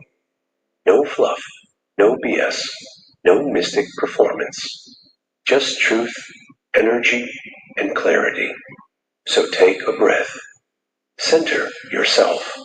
Because what you're about to hear could change the way you see everything. Not just the world outside, but the world within. Let's begin. Everything begins with consciousness. Thoth taught that before anything was created, there was thought. And from that thought came vibration, energy, and form. You are not just a physical being. You are consciousness experiencing a physical form. The first truth is this. Your mind is not in your body. Your body is in your mind. I think it's both. This reality you see is a projection of your inner state. Shift the internal, and the external must follow. Thoth said, the universe is mental, and the mind is the builder. Everything you see is shaped by the frequency you carry, and your frequency is shaped by your thoughts, your emotions, your beliefs. That's why protecting your mental space is sacred. You are not here to be a slave to circumstances. You are here to master your mind and bend reality from within. Time, as we understand it, is an illusion. Linear time is useful in this dimension, but it does not reflect the higher truth. Your soul exists beyond time, beyond space. Thoth spoke of cycles, of eternal returns, of infinite progression. Everything moves in spirals, not straight lines. And when you understand this, you stop chasing the future and start mastering the now. The now. The present moment is the gateway to all dimensions, and your awareness is the key. There is a hidden order behind all things. What seems like chaos is only misunderstood harmony. Thoth described the laws that govern all planes. The law of vibration, the law of polarity, the law of rhythm. Everything moves, everything has its opposite, and everything returns to balance. If you fight the rhythm, you suffer. But if you dance with it, you align with the flow of life. This is what the ancients called Ma'at, divine balance. When your mind, body, and spirit are in harmony, you become a channel for higher wisdom. You stop reacting to life and start responding from your inner power. Your thoughts are not random, they are tools. Each thought you hold is a seed, and what you plant grows into your experience. The more conscious you become of your inner world, the more control you have over your outer world. Thoth said that mastery begins with observation. Observe your mind, observe your patterns. Become the watcher, not the reactor. And slowly, you begin to remember who you truly are. You are not here to escape the world. You are here to understand it, to navigate it, to rise above the illusions and access the deeper truths hidden in plain sight.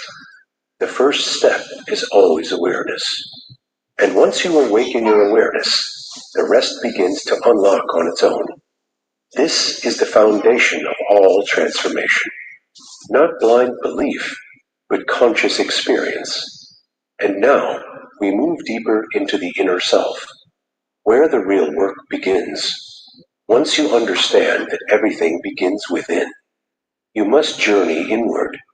This is not about theories or philosophy. This is about facing your own reflection. Thoth taught that true power lies in knowing yourself. Not your name, not your role, not your story, but your essence, the silent watcher behind your thoughts. The part of you that never changes, even when everything else does. Most people are trapped in emotion. They ride the highs, they fall with the lows. But Thoth reminded us, mastery over emotion leads to mastery over life. It's not about suppressing what you feel. It's about understanding where it comes from and why. Emotions are signals, not truths. They are echoes of past experiences stored in your body. And when you observe them without judgment, they begin to dissolve. Stillness isn't the absence of emotion. It's the ability to remain centered no matter what moves around you. Within you exists both light and shadow, creation and destruction, clarity and confusion. Thoth didn't tell us to fear the darkness. He told us to face it, integrate it, and learn from it. Because the shadow contains parts of your power you disown.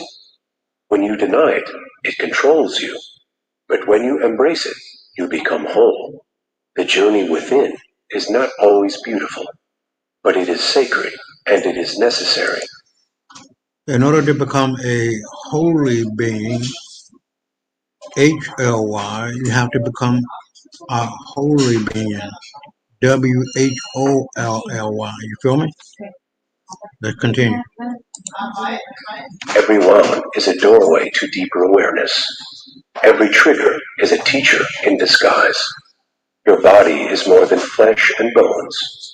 It is a sacred instrument designed to hold energy and transmit light. But your true temple is the mind, not the brain, but the higher mind, the seat of consciousness, the part of you that can observe thoughts without becoming them. This is where intuition lives. This is where divine wisdom flows through. When you quiet the noise, this inner voice becomes louder, not through force, but through surrender, through silence, through presence, through trust. Thoth spoke of the power of detachment, not in a cold or distant way, but as a path to freedom. When you release your grip on the material world, you begin to see clearly. You realize that nothing outside of you can complete you, because everything you seek already lives within. The more you chase validation, the more power you give away. But when you return to your center, you no longer beg for permission to exist. You simply are, and that is enough. Inner silence is not emptiness. It is the space where all things are born. It is the gateway to higher dimensions. The ancients used breath, rhythm, and intention to enter these inner realms. Because within you exists an entire universe. Layers of consciousness, memory, and light. The more you explore, the more you awaken. And the more you awaken, the more you remember who you've always been. Control your energy or others will. This is not a warning, it's a truth. Your attention is your currency. Where you place it determines your reality. The inner self must be guarded, nourished, and honored, because it is the root of all creation in your life. If you seek peace, you must become peace. If you seek clarity, you must clear the noise. And if you seek truth, you must be willing to stand in it, even when it's uncomfortable. This is the path of the inner self, the unseen world that holds the keys to everything you wish to manifest. And now that the foundation is set, it's time to rise even higher, to explore the layers of the cosmos, and unlock the secrets of the astral world. Because the map of the universe is written within you, and it's time to read it. The universe is not chaos. It is structure, rhythm, intelligence. Thoth revealed that what seems like disorder is divine order at a higher level. Nothing happens by accident. Everything exists within laws, within systems, within cycles. And if you understand the laws, you understand how to move through life with power. The physical world is just one layer. Beyond it is the astral, the mental, the causal, and beyond those, the spiritual planes. Thoth called them dimensions of light, each vibrating at higher frequencies. When you dream, when you meditate deeply, when your mind detaches from the material, you touch these other planes, whether you realize it or not. The astral world is not imagination. It is as real as this one, just lighter, faster, less dense. It is the plane where thought becomes form instantly, where intention shapes reality in real time. This is why Thoth warned of mental discipline. Because if you enter the astral without clarity, your own chaos will manifest. The astral is a mirror. It amplifies your energy, your fears, your desires. You can create beauty, or you can trap yourself in illusion. That is why he taught the student to purify the mind first, to clear the clutter, to calm the storm. Only then could one walk the astral realms with purpose and precision. The stars you see in the sky are not just balls of gas. They are consciousness points, ancient beings, portals of energy and memory. Thoth taught that the soul is not from Earth, that it travels through systems, evolves through experience, and that each planet, each star, holds keys to different aspects of your being. You are a cosmic being temporarily wearing human skin, and your connection to the universe is not symbolic, it is literal. The pyramids, the temples, the sacred sites were not built randomly. They were aligned with the stars for a reason, to anchor energy, to open gates between worlds. Interesting fact about that too is that within the pyramid exists the speed of light. Thoth knew how to move energy through space and time. He used sacred geometry, frequency, and intention as tools, not as decoration, but as advanced science. Because reality responds to form, sound, and light, he spoke of traveling between worlds without machines, through vibration alone. The body stays still, but the consciousness moves. And when you learn how to raise your frequency, you too can begin to access other realms. Not as fantasy, but as real conscious exploration. The key is resonance. You can only access what you are aligned with. If your frequency is low, your vision will be distorted. But if you raise it, doors begin to open effortlessly. And that was the problem with Shannon Sharpe. Through his voice, he said he wanted sinners. Then you get into the result of that. Thoth also shared the secret of time travel, but not in the way movies show it. He spoke of time as a spiral, a current that loops and folds upon itself. And when you leave the body and enter higher dimensions, you can move along that spiral, visit the past, glimpse the future, because all time exists now. The moment you step beyond linear thinking, you begin to remember your true timeline. You are not a random being. You are a multidimensional soul with a cosmic history. And the more you reconnect with that truth, the more your current life starts to make sense.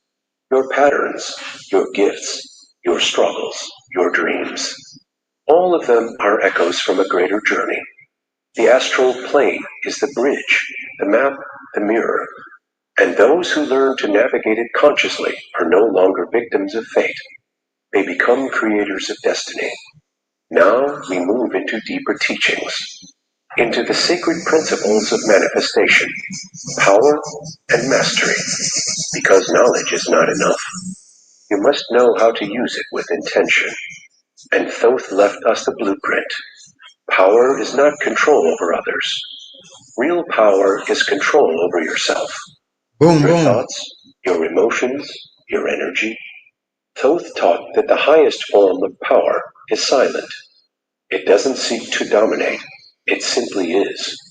Because true power radiates from alignment, not from fear. And once you align with Let the me laws of repeat the that again universe, to you. Thoth left us the blueprint. Power is not control over others. Real power is control over yourself. Your thoughts, your emotions, your energy. Thoth taught that the highest form of power is silent. It doesn't seek to dominate. It simply is. Because true power radiates from alignment, not from fear. And once you align with the laws of the universe, you become a channel, not a chaser. Many speak of manifestation, but few understand the ancient roots of it. To manifest is not just to wish, it is to become a vibrational match to the thing you desire. Thoth revealed that everything in existence is energy in motion, and all energy responds to frequency. Your thoughts emit frequency, your emotions amplify it, your actions anchor it into the material realm. So if you think one thing, but feel another, you create interference, distortion, resistance.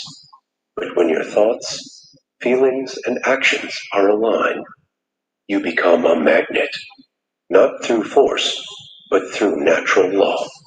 Thoth's magic was not fantasy, it was mastery of energy. He understood that symbols hold power. That sound can unlock ancient codes in the body and mind. That spoken words shape reality. Every spell is simply a focused intention carried by vibration. And every ritual is a way to direct consciousness. When you speak with awareness, you are casting. When you focus your breath, you are creating. When you visualize with emotion, you are programming the field. This is not New Age thinking. This is ancient truth. And those who practiced it with discipline could shape their lives like clay. The power of magic begins with silence, because silence is where clarity lives. And from clarity, intention becomes pure. Thoth taught his initiates to purify the mind before working with power, because power without wisdom becomes destruction, and energy without direction becomes chaos. You heard that part? Let me say that and let them say that again. You are creating when you visualize with emotion. You want to be a billionaire, you gotta see it, you gotta feel it, you gotta say it, you gotta think it every day. Everything got to be aligned. You can't have one without the other. You can't have doubt without faith. You have to have faith all in line, aligned. Lies with emotion. You are programming the field. This is not New Age thinking. This is ancient truth. Ancient truth. And those who practiced it with discipline could shape their lives like clay. The power of magic begins with silence. Silence. Because silence is where clarity lives. And from clarity, intention becomes pure. Thoth taught his initiates to purify the mind before working with power. Because power without wisdom becomes destruction. You can see that with Sharp, Shannon Sharp. Power, all of the power he has, without wisdom. Oh, let me take good care of that woman. You know, she really into me. You know, I want to make sure I do her well. That's wisdom. And now you see the result of him having power and money and success and connection, but no fucking wisdom. And now he's destroyed. It's just that simple. Common fucking sense. And energy without direction becomes chaos. The greatest secret of manifestation is not asking, it is knowing. Knowing that what you seek already exists. Knowing that time is not a barrier. Knowing that belief is the doorway. You must see it, feel it, live it in your inner world before it takes form in your outer world. This is not imagination. This is blueprinting. Your subconscious cannot tell the difference between what is real and what is deeply imagined. So every time you see yourself already living the life you want, you're installing a new reality into the quantum field. And when you combine that vision with action, repetition, and belief, the universe begins to respond in kind. But Thoth also learned of misaligned desire. He taught that manifestation must be in harmony with your higher path. Not every wish is meant to be fulfilled. Some desires come from ego, others from fear. So you must ask yourself, does what I want serve my soul, or only my comfort? Because manifestation without consciousness is dangerous. The magician's path is the path of responsibility. You are not just playing with energy, you are shaping timelines. So be precise, be intentional, be humble. Know that every thought is a seed, every emotion is water, and every action is sunlight. You are always manifesting, whether you're aware of it or not. Thoth's teachings were clear. If you want to change your life, you must first change your state. You must shift your vibration, master your focus, and trust the invisible laws. Then the visible world will rearrange itself around you. This is the path of divine creation. This is the path of aligned manifestation, and it is available to all who choose to walk it with awareness. Now we move into the final part, the legacy of Thoth, his last words, his greatest lessons, the echoes of wisdom that still guide those ready to hear. Thoth's final teachings were never meant to be locked away in stone. They were seeds planted in the minds of the awakened, not just to admire, but to activate, to embody, to become. He taught that immortality is not about the body. It is about the essence, the consciousness, the soul's memory. You are not your name, not your job, not your story. You are a timeless spark walking a temporary journey. The greatest illusion is separation, that you are separate from the source, that you are alone in the universe, that life is random, that you have no power. These lies are the roots of all suffering, and Thoth came to break them. He said, awaken, not later now, because sleep is no longer an option in an age of chaos, because the world needs more than opinions. It needs presence, awareness, clarity, and real vision. He reminded us that every soul has a purpose, and when you forget yours, you feel lost, not because something is missing, but because you stopped listening. His final words were always about self-knowledge, not knowledge from books, but from silence, from the voice within that has waited for lifetimes to be heard, the voice that whispers when everything else is quiet, the one that says you are more, you have always been more. You don't need to be perfect, you need to be present. You don't need to seek answers outside, you need to return inside, because everything you've been chasing is already inside you, waiting to be remembered. Thoth's greatest legacy is the mirror, the reminder that all wisdom already lives within you, that the master is not above you, but inside you, and that when you stop looking for gods in the sky, you begin to find the divine in your breath, your thoughts, your being.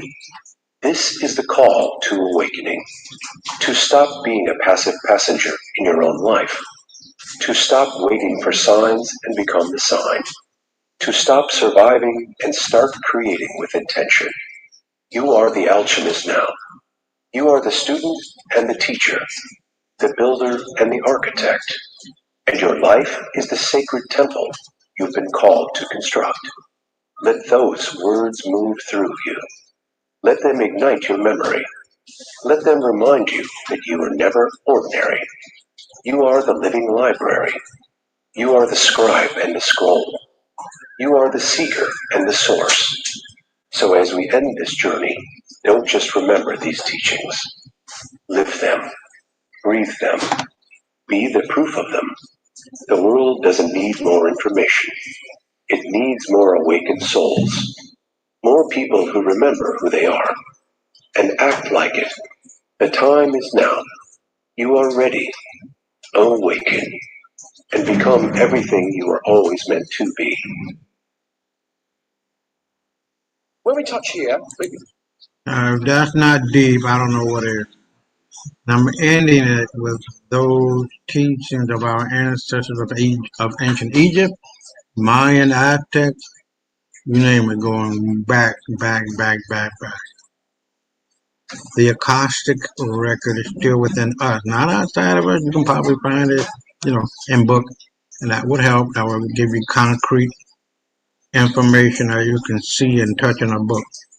But now, once you know it, you must live it.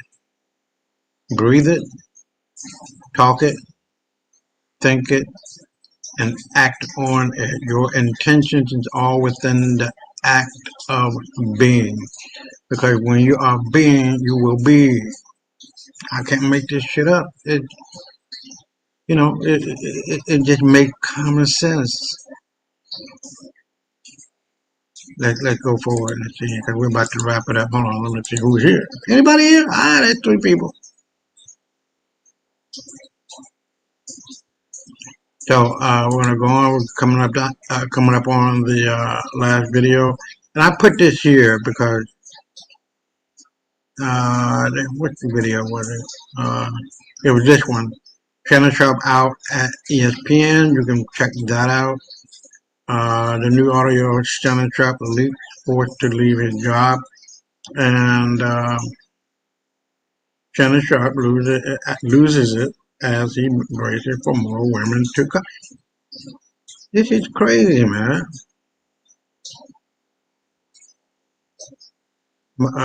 Shannon Sharp got played by 19-ager. You just go on and on. I mean, that shit is just fucking ridiculous. So we'll get with it. And we're going down to the last video, which is 27 minutes long. If I feel a need to stop it, I'll stop it and then make my comments on it, So, anybody got any questions? Everybody just seems to be in, or everybody, but it's 3 people.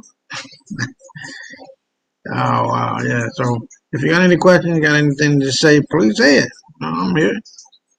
Well, let's get started. We'll probably break it up in 15 minutes apart, 15 minutes apiece. But if not, we just play it on through. Let's get at it and get on out of here. Serious and powerful teachings of Thoth, the ancient Egyptian god of wisdom, magic, and transformation. For centuries, the Emerald Tablets have remained one of the most enigmatic texts in human history, filled with divine symbols, cosmic laws, and hidden codes that point toward something greater within us all.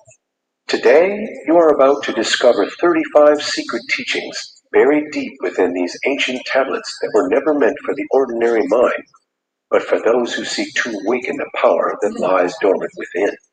These are not just words written in stone.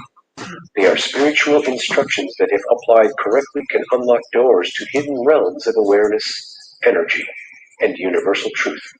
Thoth did not just write these teachings for the priests of Egypt. He left them for the seekers of every generation. For those who are ready to rise above the noise of the world and hear the wisdom of the ages whispering from within.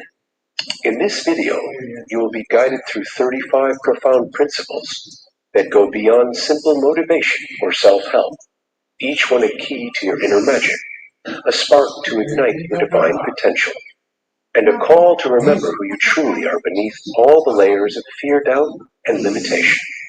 So stay with me until the end, because every teaching revealed will take you one step closer to mastery of your own mind energy and spiritual destiny.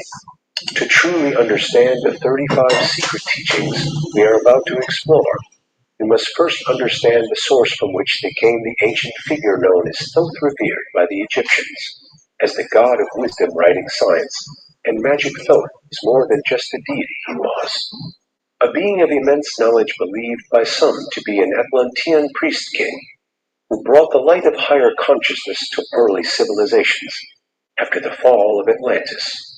Thoth is often depicted with the head of an ibis, or sometimes as a baboon, both animals symbolizing intellect and insight, according to legend.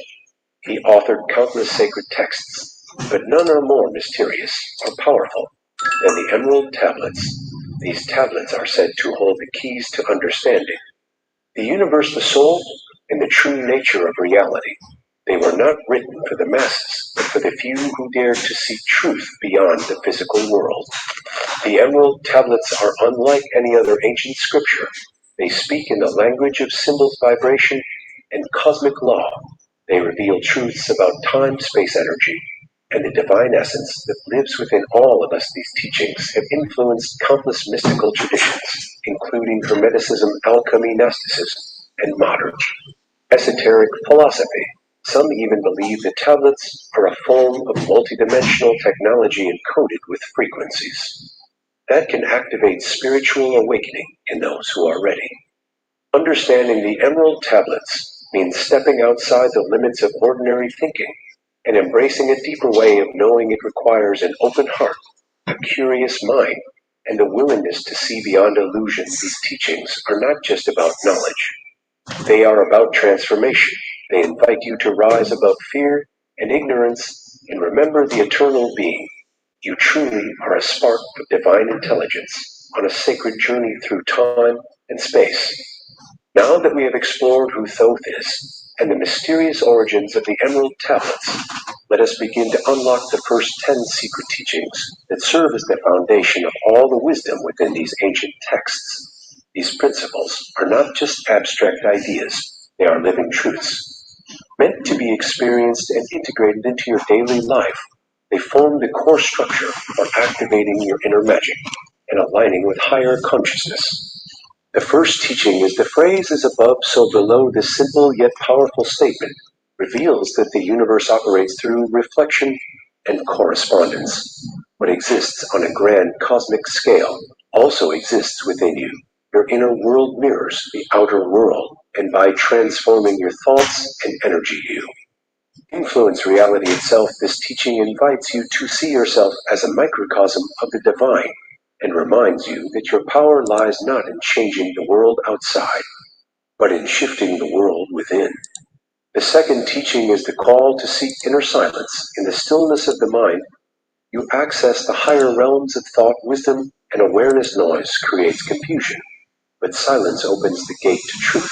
When you quiet the endless chatter of your thoughts, create space for divine intelligence to speak to you through intuition, through feeling, through direct knowing. This is where true magic begins, in the sanctuary of silence.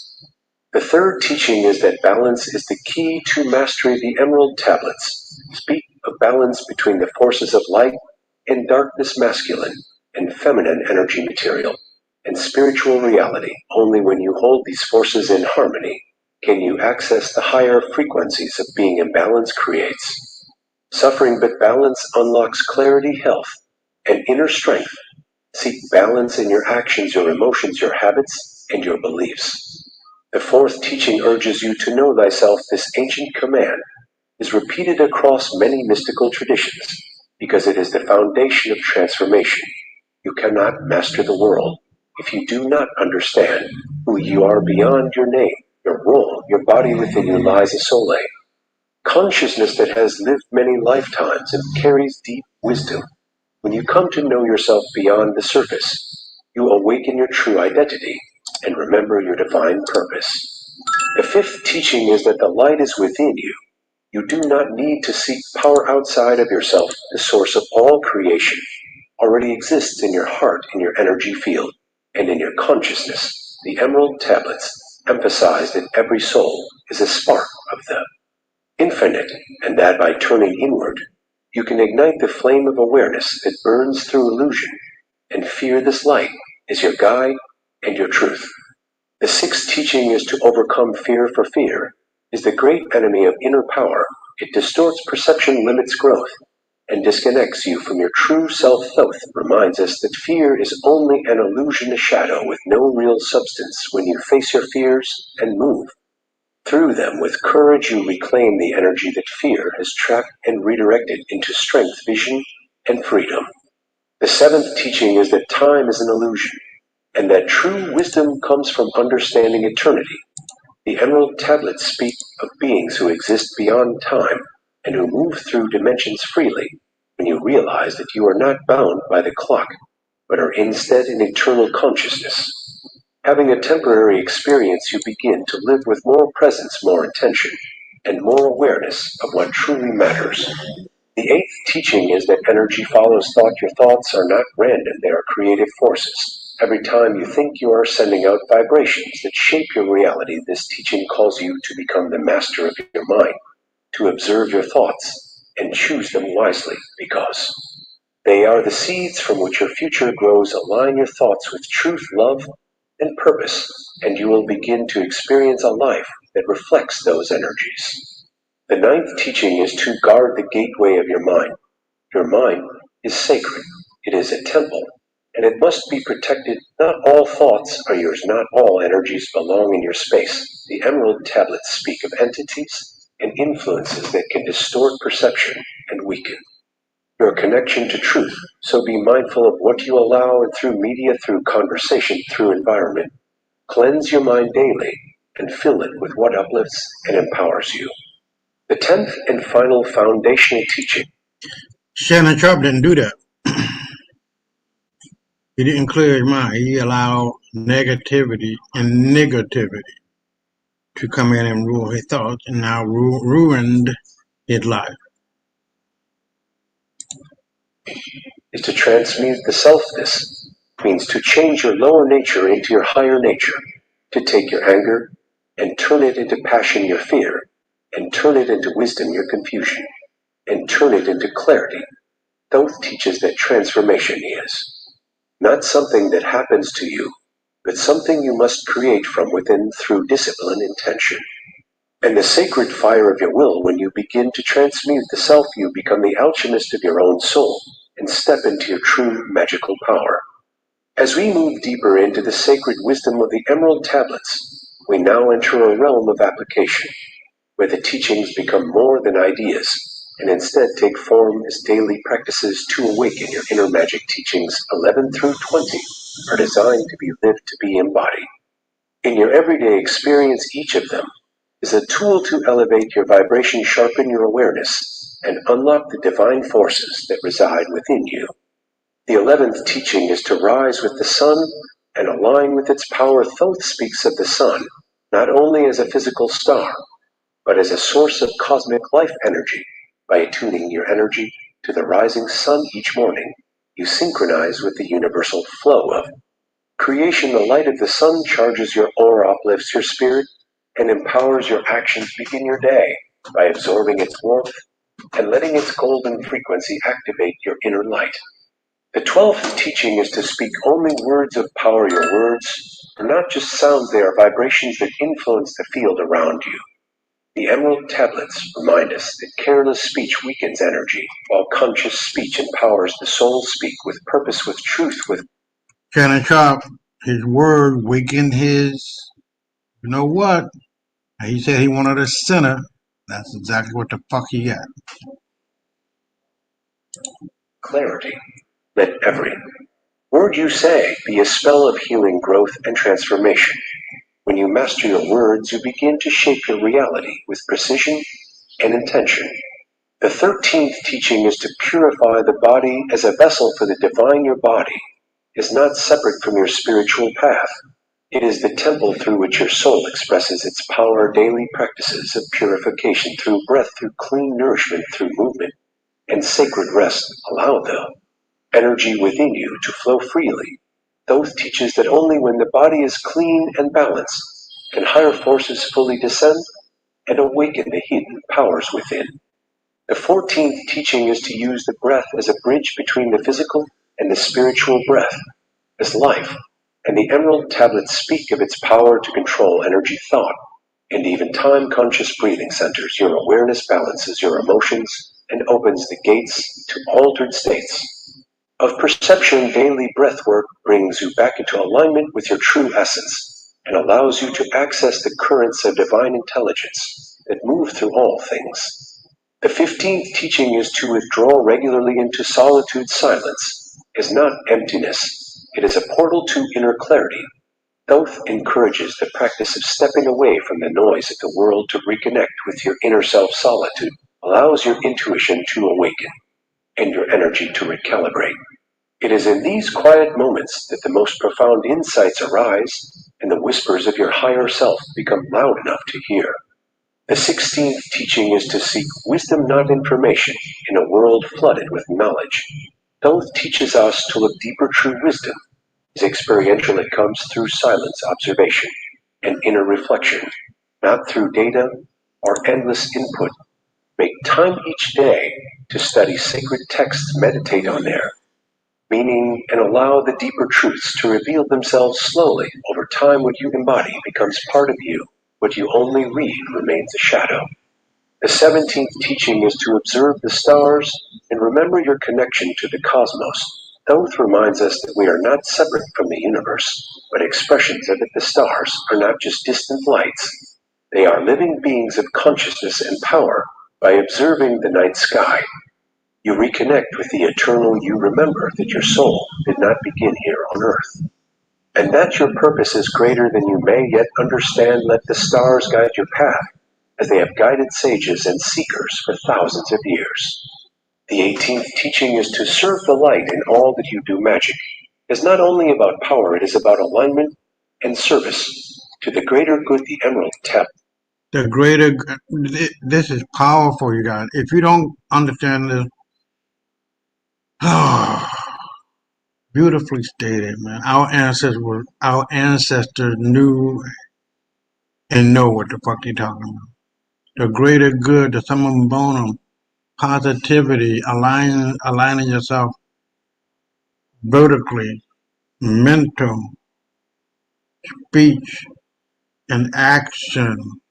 All got to be the same. We can't have a negative mind and a positive voice or word and a in between action. All of it got to be the same. And then you will see that your world will open up. You will be able to manifest the things that you want to exist in your life. Period. Let's speak of the importance of right action, of using your energy and wisdom to uplift others, to heal, to teach, to inspire. When your heart is aligned with service, your magic flows more freely, and you become a conduit for divine energy in everything you touch. The 19th teaching is to guard your energy from those who would drain it. Just as you must choose your thoughts and words with care, you must also choose the people and energies you allow into your field. Thoth warns of entities and forces that feed on fear, confusion, and weakness. Strengthen your aura with daily rituals. Protect your space with intention, and be fearless in letting go of what no longer serves your soul's growth. The 20th teaching is to remain centered no matter what the world brings. External chaos cannot disturb an inner world built on truth. Daily practice of grounding through breath, through stillness, through nature, and through presence allows you to become unshakable. This is the essence of inner magic, not the absence of challenge, but the presence of unwavering peace within. When you are centered, you can move through life as a true initiate, a master of energy, and a guardian of sacred wisdom. As we continue our journey through the secret teachings of Thoth and the Emerald Tablets, we now arrive at the next level of awakening teachings 21 to 30. These are not only sacred principles, but actual keys to unlock the hidden powers that lie dormant within your soul. Thoth teaches that within each human being is a spark of the infinite, and once this spark is activated, it can awaken abilities and perceptions far beyond what we believe to be possible. These teachings are meant to awaken the divine blueprint within you and remind you that you are not just a physical being, but a multidimensional force of light. The 21st teaching is to awaken the fire within. Thoth speaks of the inner fire as the sacred force of life, also known as the Kundalini or the serpent of power. This is the energy that lies coiled at the base of your spine, waiting to rise through the energy centers and activate your higher consciousness through breath, movement, intention, and devotion. You can awaken this fire and allow it to cleanse your blocks, purify your thoughts, and illuminate your path. This fire is not just energy, it is divine intelligence flowing through your entire being. The 22nd teaching is to open the eye of vision, often called the third eye. This is the center of inner sight, intuition, and higher perception. The Emerald Tablets teach that when this center is awakened, you begin to see not only with your physical eyes, but with the eye of truth. You begin to see energy, to understand the unseen, to receive visions and insights from higher dimensions. Practices like meditation, visualization, and chanting ancient sounds help to open this eye and awaken your inner sight. The 23rd teaching is to tune yourself to the frequency of the higher realms. Thoth explains that everything in the universe vibrates, and that the higher your vibration, the more access you have to divine guidance and magical forces. You can raise your frequency through sound, through light, through pure thought, and through love. The more you vibrate in harmony with the universal laws, the more you become a magnet for synchronicities, for healing, for inspiration, and for divine protection. The 24th teaching is to build your inner temple. This is not a physical place, but a sacred space within your consciousness, where you meet your higher self, your spirit guides, and the divine forces that guide you. The Emerald Tablets describe this inner sanctuary as a place of great power and wisdom, where all questions can be answered and all wounds can be healed. Spend time each day in stillness, imagining yourself entering your inner temple and connecting with the radiant presence that resides there. The 25th teaching is to remember your immortal nature. Thoth reminds us again and again that we are not our bodies, and we are not bound by time or death. Our essence is eternal and limitless. When you truly accept this teaching, fear begins to dissolve. You start to live with courage, with presence, with clarity. You make choices based not on survival, but on soul alignment. Remembering your immortality connects you to the great cycles of life and empowers you to live your purpose without hesitation. The 26th teaching is to walk between worlds. Thoth was known as the one who moves freely between dimensions, and he teaches us that we too have this ability. When we purify our energy and elevate our mind, we gain access to higher planes of consciousness and can receive messages from realms beyond the physical. This ability is not fantasy, it is a natural gift that returns when you develop your inner senses and trust your spiritual intuition. Walking between worlds means carrying wisdom from the higher into the lower and living with expanded awareness. The 27th teaching is to master the 4 elements within yourself: earth, water, fire, and air. These are not just aspects of nature, they are energies within your being. Earth is your stability and presence, water is your emotion and intuition, fire is your passion and will, Aries, your thought and clarity. Thoth teaches that to unlock true power, you must bring these elements into harmony and learn to command them from within. When the elements are balanced, your inner world becomes a force of creation and transformation. The 28th teaching is to attune to the rhythm of the cosmos. Everything in existence moves in cycles: the planets, the moon, your breath, your emotions. When you begin to live in alignment with cosmic timing, you unlock hidden flows of energy that support your growth and awakening. The Emerald Tablets emphasize the importance of observing the cycles of nature, of honoring the lunar and solar rhythms, and of trusting the divine timing of your life. When you live in rhythm, you live in flow and power. The 29th teaching is to activate the sacred sound within you. Sound is not only a vibration, it is a tool for transformation. Chanting, humming, speaking sacred words, and listening to high vibrational frequencies can rewire your consciousness and awaken deep layers of the soul. Thoth teaches that the ancient words of power carry codes of light, and when you speak them with intention, you open portals to higher awareness. Begin using your voice each day to invoke clarity, healing strength, and guidance. The 30th teaching is to awaken the memory of your divine origin. Thoth explains that amnesia is the great veil that keeps us from remembering who we are. But deep within your soul lies the memory of your origin, your past lives, your purpose, and your connection to the One Source. When you quiet the noise, when you trust your intuition, when you surrender to the flow, you begin to remember, you begin to awaken. This memory returns through dreams, through symbols, through synchronicities, and through the silent voice of the soul. This remembrance is the gateway to true magic, for when you remember who you are, you can finally begin to live as the creator you're born to be. As we now enter the final section of Thoth's profound wisdom, we step into the last 5 teachings that serve as the culmination of all that has been shared. These are the final secrets, meant to fully awaken your inner magic and align you completely with the divine force within. They are not just instructions, they are frequencies that activate when you open your heart, listen with presence, and embody their meaning deeply within your daily life. The 31st teaching is to become the living light. Thoth teaches that every soul has the potential to shine like the stars and radiate divine light into the world. This light is not just symbolic, it is literal.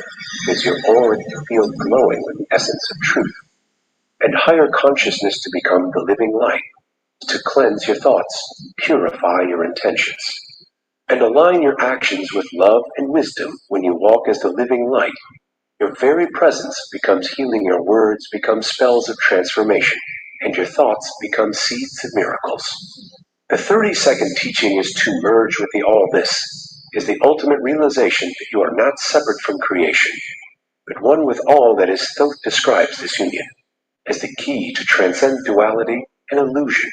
When you see all life as yourself, when you treat every being as sacred, when you dissolve the boundaries between self and other, you begin to access the infinite field of awareness. This teaching invites you to live from the heart center, where unity, love, and cosmic wisdom flow as one. To merge with the all is to become limitless and free. The 33rd teaching is to awaken the inner master. Thoth reminds us that true mastery does not come from external teachers alone, but from the awakening of your own inner guidance. Within you is the eternal flame of truth, the source of wisdom that speaks in silence. The inner master is your divine self, the aspect of you that remembers all lifetimes, all lessons, all truth through meditation, stillness, and reflection. You can hear this voice and allow it to guide every decision, every step, and every intention. When you follow the inner master, you walk the path of destiny. The 34th teaching is to transcend the illusion of time. As we know, it is an illusion, a construct of the physical realm. But Thoth reveals that the soul exists outside of time, that past, present, and future are one flowing stream. When you transcend time, you free yourself from regret, from worry, from rushing. You enter the eternal. Now, where your greatest power exists in this space, all creation, this possible manifestation, is instant. And healing is natural. The Emerald Tablets teach that living beyond time is the key to unlocking your godlike nature and infinite creativity. The 35th and final teaching is to become the creator of your reality. This is the highest secret and the greatest responsibility. Thoth teaches that your thoughts, your beliefs, your emotions, and your focus shape the world around you. You are not a victim, you are not a follower. You are a creator. Every moment you are casting energy like a spell into the universe. And the universe responds to the vibration you emit. To live this truth is to take full ownership of your life, to create with love, with clarity, and with purpose. When you live as the conscious creator, miracles become normal, and the magic of life unfolds in ways you never imagined. These final teachings are not an end, but a beginning. They are the gateway to a new way of being, where you walk not in fear, but in mastery, not in confusion, but in clarity, not in separation, but in unity. May these words awaken something ancient and powerful within. May you remember who you are, and may you rise as the light, the master, and the creator you are always meant to be.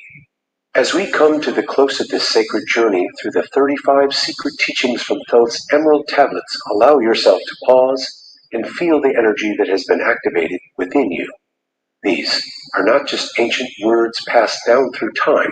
They are living frequencies, timeless wisdom that has always existed within your soul, now brought once again into your awareness, till you may remember your true nature, your infinite potential, and the divine force that flows through you. You are not just a seeker of truth, you are a carrier of light. You are not just a listener of teachings, you are a vessel for transformation. Each teaching you have received holds a seed, and when you nurture that seed through daily practice, presence, and intention, you will begin to see magic unfolding in your life, not magic in the form of illusions or tricks, but true magic, the power to shift your reality, elevate your consciousness, and become the highest version of yourself. Now is the time to embody this wisdom. Let it become part of your breath, your choices, your relationships, and your inner dialogue. Return to these teachings again and again, not with the mind alone, but with the heart, with devotion, and with trust. Allow them to guide you when the path feels dark. Allow them to uplift you when the world feels heavy. And most of all, allow them to remind you that you were never meant to remain asleep. You were born to awaken. If this message has resonated with you, if you feel the stirring within, If you feel the call to live with more purpose, more awareness, and more power, then let this be your sign to take action. Share this knowledge with those who are ready to hear it. Revisit the teachings and begin to apply them in your own way, in your own rhythm, in your own sacred space. And if you feel drawn to go deeper into these mysteries, to explore more ancient wisdom, and unlock more dimensions of your soul, then subscribe to this channel, turn on notifications, and become part of a growing circle of awakened beings ready to create a new reality. Leave a comment below and let us know which teaching spoke to your heart the most, or how these teachings have already started to shift your life, your energy, your path. Your presence matters, your voice matters, your light matters. And together, we are remembering the ancient truth that has always lived within us all. Thank you for being here. Thank you for listening. Thank you for remembering you are powerful, you are eternal, you are divine, and your magic is real. Well, there you go, gentlemen, ladies and gentlemen. Check these out too. It's really short, but I don't want to play them. The 7 Hermetic Laws and the Kabbalah explained in 60 seconds. These are just short clips. Hold on, let me see. Thought I brought it up. Yeah, WhatsApp. Okay. So we're gonna go into the last part of this. Yeah, I want to leave this here for the Marie. So now, we're gonna look at this. The man is gay. I don't know why these gay ass niggas don't want to come out and say they're gay. They just want to try to be Mr. Muscle Man, and you know. But a lot of these celebrity rappers, Diddy done fucked in the ass. Now let's look at what Shannon Sharpe said himself. Misspeaks? No, that wasn't a misspoke. He didn't misspeak or misspoke. Shannon Sharpe with the Freudian slip of the tongue. He quickly corrected himself, saying he meant to say women and chalked it up to a slip of the tongue. But let's be real, social media doesn't let anything slide these days, especially when it comes to running rumors. Now, this man been with this dude called Hollywood at a basketball game, sitting right next to him. I don't give a fuck how much money I got. I don't have gay friends. I'm not gonna be sitting right next to no motherfucking gay ass nigga at a basketball game. And I would not be inviting no gay ass motherfucker. During a recent episode, Shannon casually said he had dated younger men. Case closed. No, a real motherfucking man ain't gonna say that shit. Ain't gonna do that shit that he did, having a motherfucking gay ass nigga sitting right next to you at a basketball game. I'm surprised they didn't kiss each other. So he dated younger men. That motherfucker gay. In the way he walked, the way he talked, I don't give a fuck what kind of he's from the South kind of bullshit. I don't give a fuck. And let me see. Oh, this is what, yeah. So I was writing to Brother Maurice, showing him this. And I believe Gabby Zuniga is gay. It is it's not a biological girl. Now, I believe that. I don't know that. That's two big things that are different. I believe she is, but I don't know if she is. She is allegedly a trans model. And we've seen trans gay niggas in my podcast looking exactly like women, man. Some of these motherfucking bitches look better than bitches, as Dave Chappelle would say. So yeah, man. Oh, this is something too. New Namibian teen invents phone that make call without SIM, airtime, or net. We're geniuses, man. No ifs, ands, or buts about that. So as we wrap it up, I'm gonna get on out of here, and we would like to thank everybody that was here and watched and came and went or whatever the case may be. You can always go back and watch it. We're going into the 2 hour, 2 hours and 45 minute mark. Well, let me see. Hold on. Let me see where we at. So 2 hours and 45 minutes. So let me get on out of here and close it out and give my thoughts. Really simple. Common sense ain't common. And people need to understand that your word dictates your outer reality.